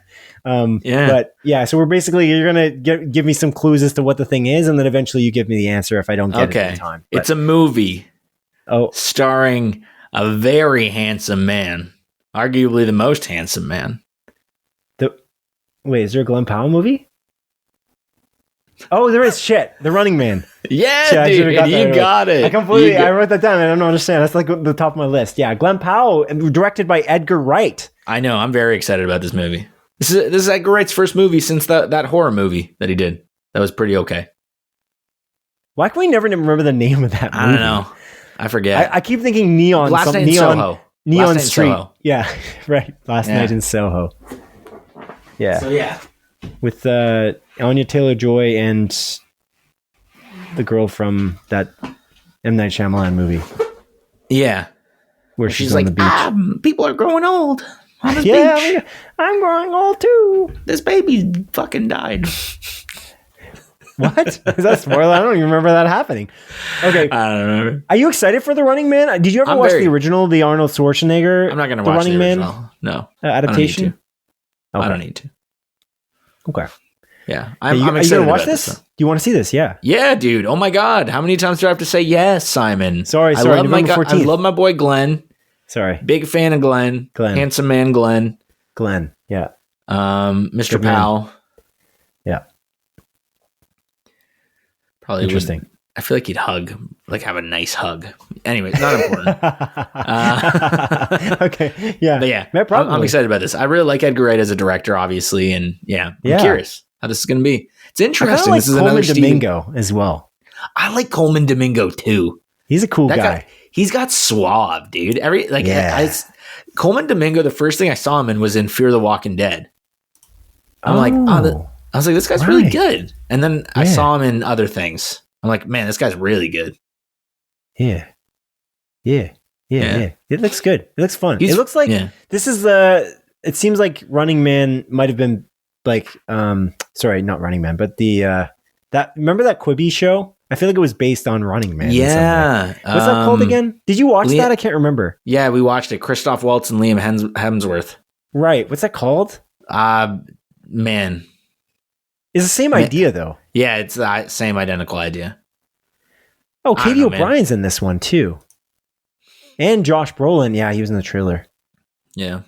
Oh, yeah. Good stuff. This looks good. And a cool thing about this is the second Stephen King adaptation movie about movement coming out this year. Yeah. About movement. Yeah. Yeah. Yeah. About a form of travel. Walking or running. Yeah. It's a movie about locomotion. He only makes movies. They're only going to do Stephen King movies about locomotion from now on. Yeah. Awesome. All right. Okay. What do you do? What do you got for me? Excuse me. It's quite rude. So I got a movie that's got a little. It's got a like a half a person in it. And Predator Badlands, November 7th, coming out. Easy. Boom. yeah. I should have picked that one. I should have picked something else because I know you obviously. I'm surprised that wasn't your first one, but I guess it makes sense because you love Glenn Powell. I do. And Running Man's coming out November 14th, by the way. I don't think we said that. Yeah, good call. November 14th for Running Man. Predator Badlands for November 7th. It's cool because, like, I don't know if you heard, because Predator Badlands is PG-13. What? And yeah. And it's really cool because they were talking about how they got away with it because there's no humans. So there's no like red blood. So they can do like hyper violent stuff. But since it's like not human, you're fine. And no one's dropping F-bombs. Yeah. That's such a flaw then of the system of ratings. Yeah. Since it's like not human blood, they can like make it hyper violent because it's just aliens and it's okay. And like the Predator's not dropping F-bombs. So it's like fine. Maybe the Predator's going to say one fuck. Yeah, you know. Yeah, okay. But that's cool. Who's playing the Predator? Oh, actually, I meant to ask you this. In the Welcome to Derry show, is it Skarsgård? Is Bill Skarsgård back or no? He is. As Pennywise. But he's not in it yet. Oh, Pennywise hasn't been in it. No. Well, I guess that's the spoiler. I don't know. Yeah. I don't know how many episodes you watched, so who cares? 2. There's only 2. Okay. Oh, well, no, you didn't have to say that. I don't give a shit. It's minor. Okay, cool. But he is in the show. That's cool. He is, yeah. He has been cast and brought back as Pennywise. He's in the trailers. That's great. So. I like the Skarsgårds. The Skarsgårds are badass, aren't they? That whole family. Yeah, man. It's a cool last name for one. Like, what's your last name? Skarsgård. I love Stellan. I think Stellan's my favorite by far. He's been around the longest, obviously. Yeah. More like Stellar Skarsgård. Am I right, dude? Exactly. Yeah. He had a stroke. Did you hear about this? And now he gets his lines through his earpiece. Kind of sucks. I feel bad for him. I had no idea about that. Yeah, that's crazy. He's amazing. Yeah. He is. Good for him. Good for him. For still being amazing. Oh, yeah. Okay, good. Post-stroke. Yeah. Yeah. He's still great. Yeah. Yeah. Okay. Yeah, I guess cool, that man. cut came off as like, oh yeah, good for him for having a stroke. Yeah, I don't know. yeah, that's a totally fair thing to question. I just give you as much freaking rope to just to not hang yourself as possible. As much I make it real loose so you can't hang yourself. That's what I'm trying to do. I'm like give me the opportunity to come in and fix it. Yeah, that's fair. That's fair. I'm trying to do it. I'm trying to help. I don't know. Sometimes I feel like you just think I'm an irritating son of a bitch. But anyway, I'm going to give you the next time, yeah. I know that. I know that for a fact. What's the next one? What's the next one here? You're gonna hint to me. Unless you got more to say about Predator Badlands. You want to see it this week? Is that something you have time for? I'm in Vegas, dude. A whole week long? I come back Friday night. Like my plane lands at 8. That's yeah. You know what's crazy is that I don't know if you said this on this podcast, but you were saying that the previous job you were kind of a part of was kind of like saying that there was no trips, and then there was just like a lot of trips. And this is a lot of trips. It seems like, but maybe there was a lot more trips than the other one. It seemed like once a month, and this is every 2 months. Kind of seems like. Is that so? I got hired at the time where they pretty much do the 2 trips. Apparently, like typically they'll do 3 trips a year. One in the first half of the year as like a team meet and greet. Then one in kind of the second half, like post summer meet and greet, which we did in Tulsa, and then like this big conference. And we're looking at other conferences, but like one of the conferences I think are in like Toronto, so like I'd probably go to that. Oh, reasonable. Yeah. Yeah. So like things like that. But anyways. Okay. Yeah. Yeah. I feel like that's probably driving you a bit bonkers. More so. I mean, we were talking about Vegas earlier. I have traveled. I'd love to go to Vegas for the food and shit, man. That place I'm excited for the food, dude. Fantastic. The hotel I'm at. So the hotel I'm at, it's called the Link or whatever. Yeah. And there's like one of my coworkers was like, "Oh, dude, do you like Harry Potter?" I'm like, "Yeah." He's like, "Just imagine there's an alley right by the hotel that's literally like Diagon Alley, and it's just a bunch of random like stores you can go into and food." And then so awesome. He's like, "There's an In-N-Out there." I'm like, "In Diagon Alley?" He's like, "Yeah." It's a really nice In-N-Out. That's so cool. He's going to take me to In-N-Out. I bet you're going to like Vegas and you're going to want to go back. That's why I predict it's going to happen by the end of this. Because I think like you might be right. It's only one of the things. Like there's so many shows to go see. You're probably not going to go see any shows because you're there for a conference. But there's like a lot to do there. Otherwise, like I really want to go to Vegas. I don't want to go now during this administration because I think the U.S. is kind of crazy right now. What's going on? I don't know. For me, it doesn't feel that comfortable. I agree. No, I'm in the same boat. To go there on a vacation, obviously you got to go there for work. But like it would be really kind of cool to go there. I'm not a gambler either. Like I feel like it's a complete waste of money. Like I'm not scared of gambling. I just don't want to do it because it seems like a waste. Like you're just putting even like $10 in. I'm like, no, it's just $10. I'm gonna say goodbye. Why don't I just burn it? It'll make a little bit of like a little fire. I can.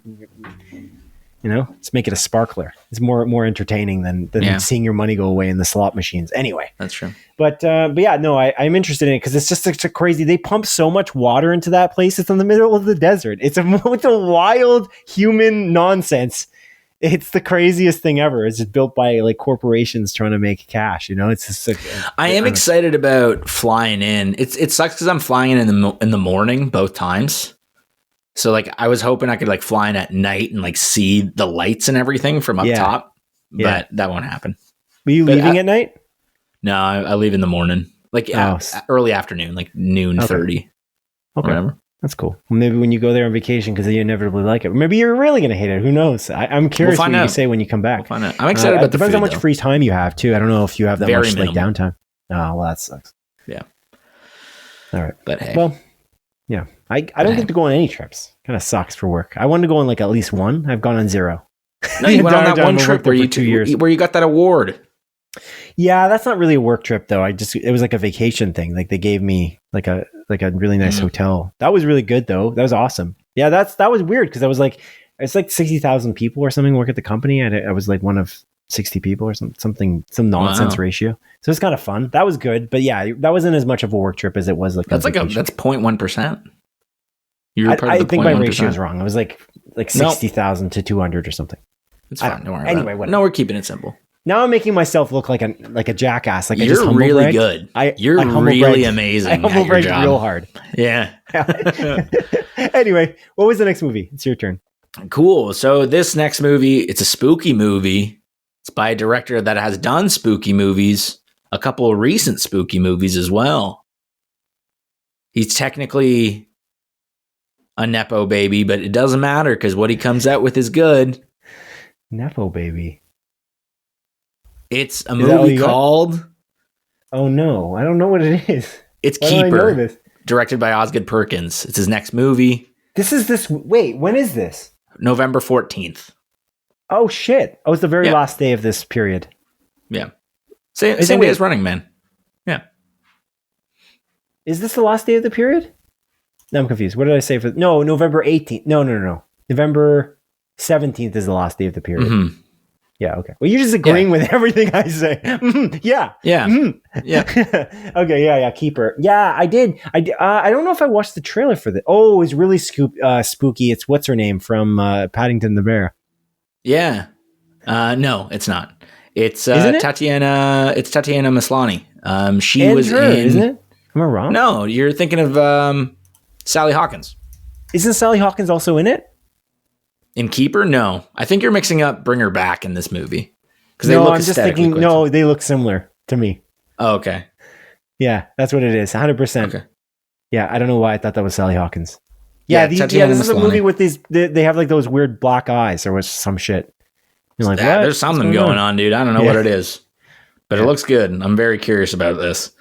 Yeah. So pretty excited about this one. Again, I think Osgood Perkins does some really good stuff. I mean, I've only seen Longlegs by him and then The Monkey that came out earlier that was this year, wasn't it? The Monkey. Yeah. Interesting. So yeah, very curious. It looks very spooky.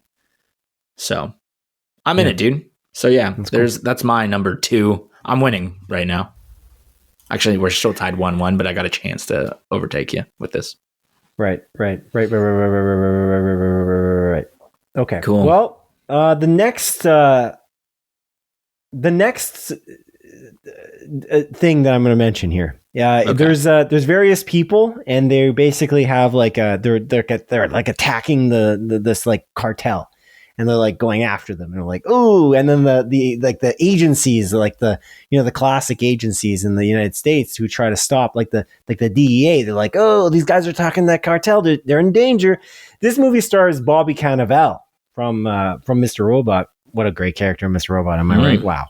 Did you watch the end of Mr. Robot? I can't remember. You did, right? Yeah. No, yes. I only watched seasons 1 and 2. Jesus Christ, that should have been my recommendation. But maybe you'll never watch Inglourious Basterds. So I'll never be able to recommend it. We'll never know. But anyway, it's Stuber director Michael Dowse. I don't know if you ever watched Stuber. It also stars Dave Bautista of Blade Runner fame, and an actor from various things, but most recently featured in a trailer by Hideo Kojima, Sophia Lillis, also in The Chair Company. And this movie is something like not ringing a bell at all. This movie is coming out on November 14th, and it's called Trap House. Oh, no, I haven't even heard about this. Yeah, that's why I picked it, so I can get ahead of you here. You son of a gun. You silly son of a gun. Anyway, yeah, it's like a cartel apparently, and that there's like this, like they're hitting the cartel. They're like basically robbing the cartel, and then the DEA is trying to race to like stop them, to capture them, not capture them, but like stop them from robbing the cartel because they realize they're going to get killed. That's what it looks like to me, and based on the trailer anyway. So it looks kind of cool. It looks kind of exciting. The actors in it are really cool. Oh, another actor I forgot to say is Tony Dalton's in it as well, whom I really, really like. The more I see him and everything that I've seen him in. So yeah, give me more Tony Dalton. That's what I want. But yeah, it's good. November 14th, Trap House. All right. You watching the trailer right now while I'm talking to you? Yeah, I just opened it on my mobile device, Simon. Oh, okay, cool. Nice. That's Top nice. Comment? Yeah, this looks terrible. Oh. Yeah, well. Guess what website? Or guess what YouTube channel page posted that, where that comment is. Is it an important one? Yeah. Wait, I'm sorry. The YouTube, you're saying that the video is on the YouTube channel, I'm guessing? Or you're saying the YouTube channel commented in the comment section? Yeah, no, the YouTube channel that this trailer's on. Yeah. Yeah. I have no idea. It's IGN, obviously. Oh, okay. Yeah. Okay, cool. So basically, we can't gauge at all if the movie's going to be good based on that, because exactly. If there's going to be any negativity, it will be on the IGN YouTube channel page. Okay, alrighty, my friend. So I'll go next. So this next television show is a Hulu original series. Stars women and men kind of going through their day. What are you doing? What are you doing now? Going through their day-to-day lives. They're, dealing with the drama of, maybe infidelity, maybe being chastised online, maybe things aren't looking too good in this friend group. Maybe they're dealing with post-pregnancy depression. Who knows? But they're dealing with a lot of things. And they're coming back. Squid Game the Challenge. No. No. They're coming. That's on Netflix. I said Hulu original, okay, Simon? And it's Secret Lives of Mormon Wives, season 3, coming out November 13th. Bullshit. Boom. Yeah, that's a good one. Me with that one. You friggin' what a guy. What good a guy, one. Eh? I was saving that one for my back pocket, but then you tried to dupe me, and I was like, I'm going to dupe him right back. I did dupe you. I duped you hard. Yo, dude, you duped me. You duped me, you son of a gun. I did. But yeah. I did. Cool. All right. Are you excited for that, eh? I am actually, unironically. Yeah. All right. It's good stuff. That's cool. The next one, I feel like I should know more about this, but I don't have enough information. I'm not trying to dupe you on this one because this is an important one. This is an Apple TV show, and I think it must have been fairly popular because it's moving into its second season at this point. It is considered a period drama. It stars Kristen Wiig and various other actors, including Leslie Bibb and Allison Janney, Carol Burnett as well. And I feel like you can't be cheating here, right? You better not be typing these names in because that's I'm not. cheating.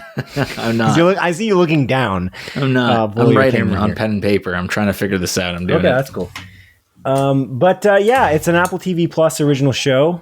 Oh, good. Very good. I like the proof. Evidence. Excellent. He held up the piece of paper to show me he was writing on it, just in case. This takes place in Palm Beach, Florida, in a hotel.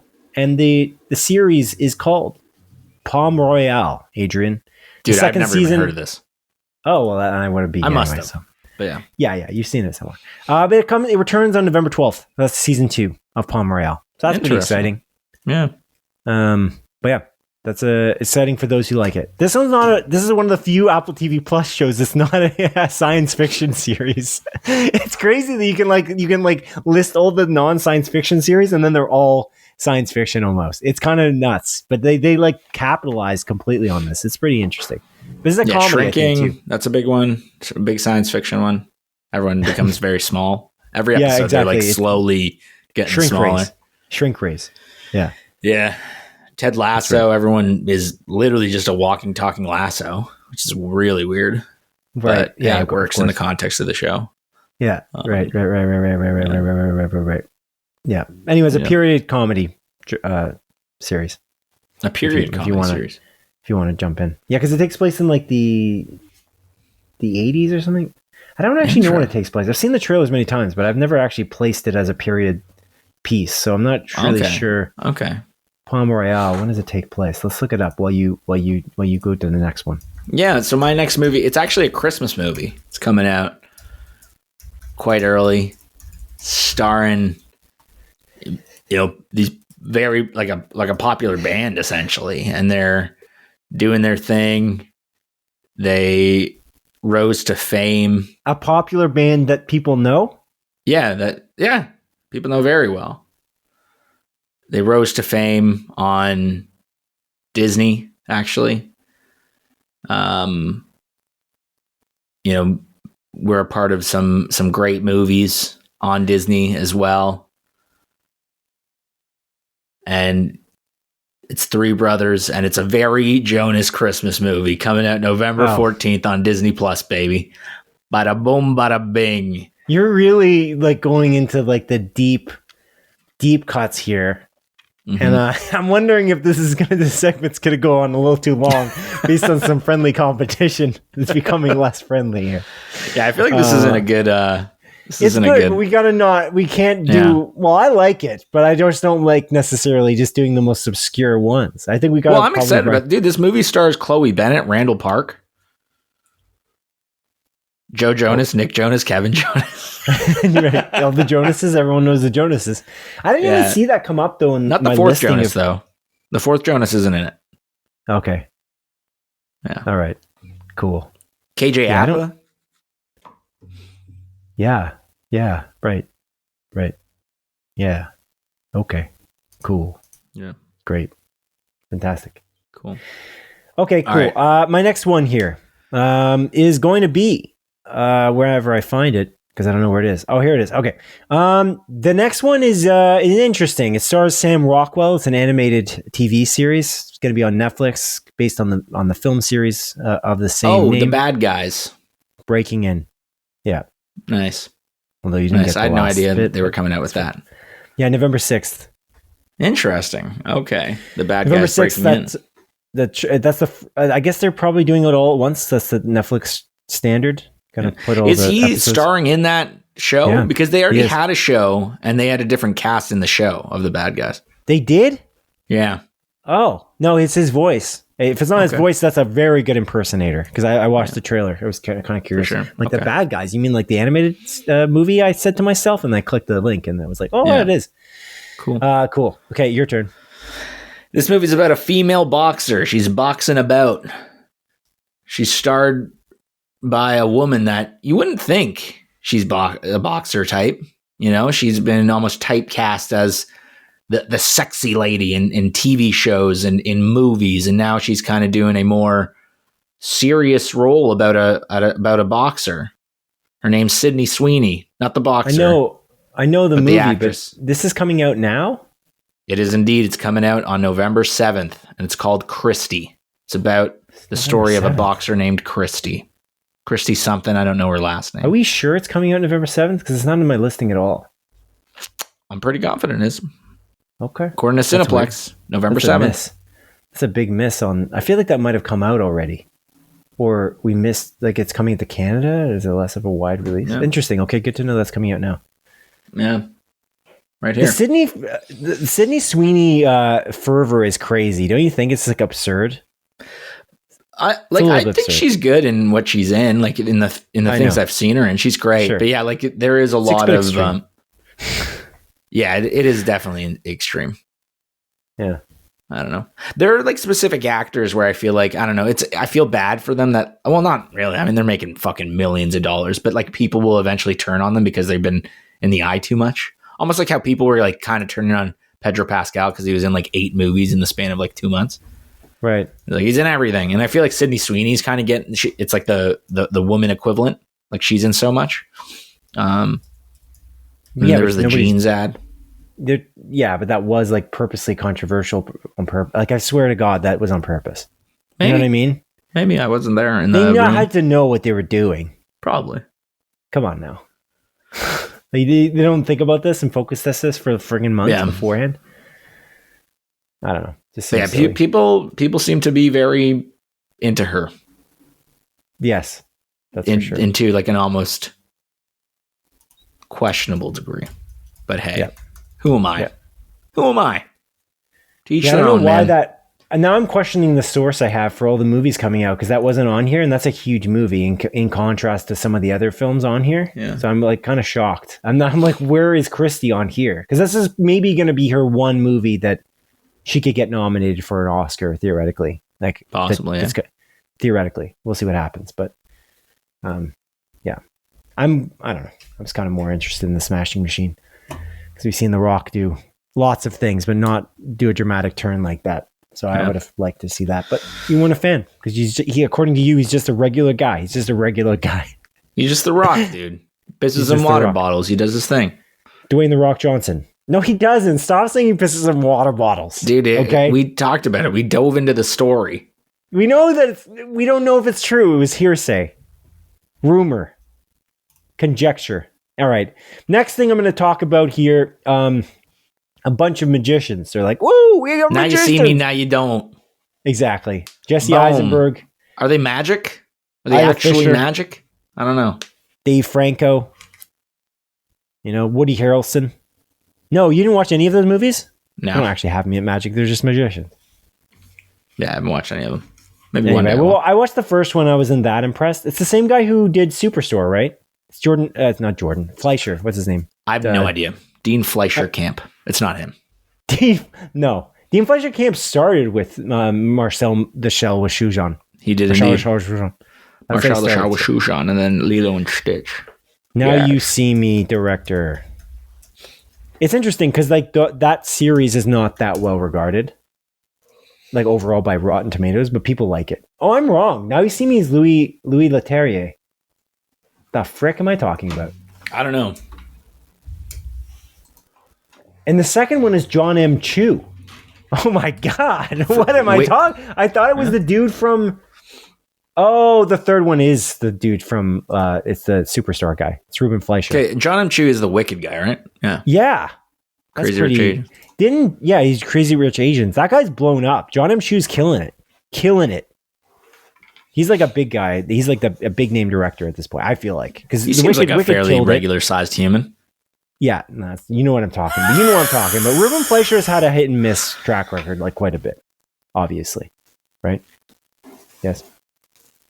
Yeah. No. Ruben Fleischer's a Venom guy. Yeah, he did Venom. Venom, That There Be Carnage? Yeah, I don't know. He did one of them. Or he just did the one Venom movie. I don't know. He did Uncharted, didn't he? Did we see The Last Dance? No, he didn't. Oh, okay. I can't even remember if we did. No, we didn't. I remember specifically not going to watch it because it like came out and I was like, I don't care. I'm completely wrong. Obviously, Venom Let There Be Carnage is directed by Andy Serkis. What a dumb thing I said. Okay. The first Venom movie, I think, is Ruben Fleischer. And now I'm going to be wrong about that too. I'm going to be wrong about everything for the next at least 5 minutes. No. Ruben Fleischer. It is. Venom, you're right. Yeah. Cool, man. Did you give me the hint for this or did I? What happened here? Now You See Me. You gave me the hint. Is there any more or you're done? No, I got more. Okay, do it. Yeah, because you give me a bunch of shit ones. You have no intention of seeing. You're going to watch the Jonas Brothers movie? You're interested in the Jonas Brothers movie? Are you serious? Yeah, everyone's going to come over and we're going to watch it together as a group. Who's everyone? Our friends Karishma and Sinnett. Oh, you're serious? You are going to do that? Yeah, and maybe Shannon. Wait. Are you a big Jonas Brothers fan? No. So this is something you were roped into. You're like, I would want to watch something else. I like to watch The Christmas Ring instead with Kelsey Grammer, also coming out this week. Wow, dude. You didn't even let me guess. You didn't no need, because this one I wasn't going to say. I just threw it in there for fun because I'm full of them. I'm full of all the new releases this week, Adrian. The Christmas Ring with Kelsey Grammer. No, I'm not really being roped into this. It was just like, I don't know. We knew it was coming out. Karishma really likes the Jonas Brothers. Sinnett's kind of into it. You know, they got a couple of bangers. David likes them.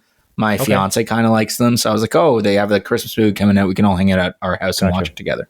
And they were like, yeah, that sounds great. Okay. So you roped them into it. Yeah. Technically. Yeah. Okay, then.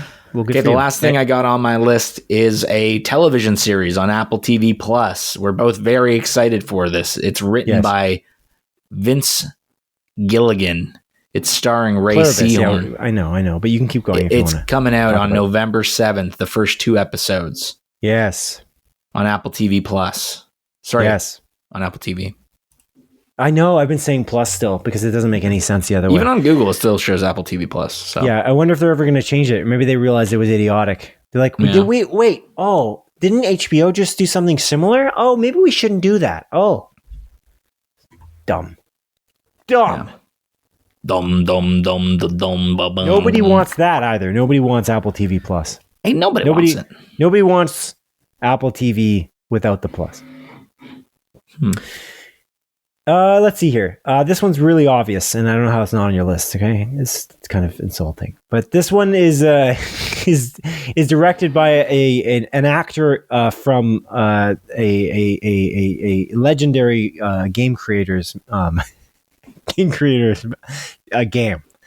He's in it. He's in it a lot, actually. He's in it quite a bit. And it's funny because the character he plays in the game from this legendary game creator is kind of like the character, one of the characters in the movie that he made for Netflix that I'm talking about right now. What? And this movie comes out on November 7th on a little streaming service called Netflix. What did you just say? And one of the actors is also from is also from a Elvis Presley movie. Jacob Elordi, Frankenstein. Yes, there you go.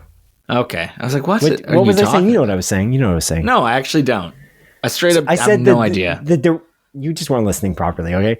The director is this actor in a legendary game creator's property, this big video game series. But funny enough, that director plays a character that is actually quite similar to one of the actual characters in the movie he's directing. I get where you're coming from. Dead Man Frankenstein. Pretty cool. That was a pretty good one. I feel like I should have got the point for that, but it's fine. I'm just doing a better job. And I won. We're done. I'm just doing We're a better ending the show now. No, there's actually a lot more, so I'm going to keep going. Do you have any more or no? No, I'm done. Okay, we got Playdate. It's a Kevin James movie with Alan Ritchson in it, where they basically have children, and they don't have children together. That's weird, but they have children. Their children go on a play date together. These two people are fathers, and they're fathers in different families that have children, and they go on a play date to some kind of a park, and then assassins show up, and it turns out Alan Ritchson's some kind of I don't know, CIA agent or something, and Kevin James is like a regular guy. He's like playing the straight man. He's like, "What the heck is this? What's going on?" You didn't see the trailer for this or see this at all? No. Yes, no, maybe. This is on Prime, right? I think so, yeah. It's on Prime. November 12th is a release date. Frankenstein, November 7th. I said that already. Pluribus, we said November 7th. That is really exciting. That's really soon. If I didn't say it, Palmer Royale is November 12th. The last movie I've got written here, and I took note of this, not for this game. I just took note of it because you would never get it. But this, actually, I'll let you try to guess it, but you won't guess it. But because of this one specific actor in it. There's a game called Muzzle, City of Wolves, where a character is basically playing, looks like a John Wick type character. This is a weird movie that's basically like a B movie. Wait, I was going to get you to guess, but I just gave you the title. I just realized my stupidity. Anyway, Muzzle, City of Wolves, I was almost going to get you to guess the actor. That's not the game. The actor is Aaron Eckhart, and he's playing a character like John Wick. Where did Aaron Eckhart go? What happened to that guy? Isn't that weird? He was kind of blowing up. He was in everything. And then he just disappeared. He played Two-Face, obviously, in the Batman, The Dark Knight, which is arguably one of the best superhero movies, if not the best one of all time. And then he's just gone. Let's see. Weird. Very weird. And if you look it up, it's funny, I looked it up earlier, and one of the answers was in 2023, he had there was a harassment claim. And it's 2023? No, I haven't seen him for 20 years. What are you talking about? It says 2008. I haven't seen him since The Dark Knight. He was in Olympus Has Fallen and London Has Fallen. And Frankenstein. No offense, but I don't think Olympus Has Fallen has the same clout as The Dark Knight. He was in Battle Los Angeles.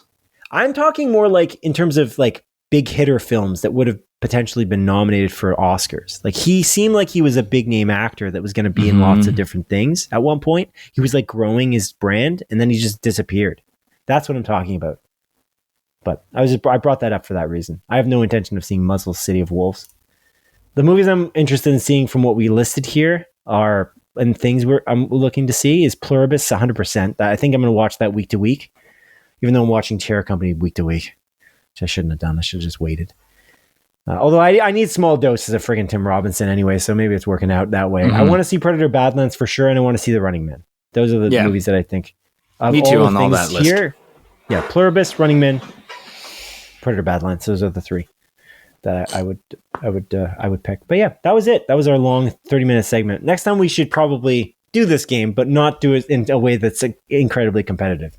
You know what I'm saying? You know what I'm saying, buddy? You're just mad that you lost. Did I lose, though? I don't know. Pretty sure. You didn't guess Muzzle, City of Wolves. I gave you the answer. You're right, actually. I didn't guess it, even though you told me the name of the movie. I told it immediately. I started with the title. Yeah. Okay, so that's it. That's the end of our regular scheduled programming for this podcast. Adrian, do you have anything else to say before we wrap this guy up? No. Okay. If you insist. Yeah. Okay. I mean, do you want me to say other things? No, I'm good with it. Thank you for listening to episode 122 of Split Focus, a film and TV podcast. My name is Simon Eady. And it has been a pleasure to host you alongside my delightful co-host, Adrian Pinter. Please join us on November 18th for episode 123. Good evening to you, and good luck. Take care. Goodbye. Goodbye.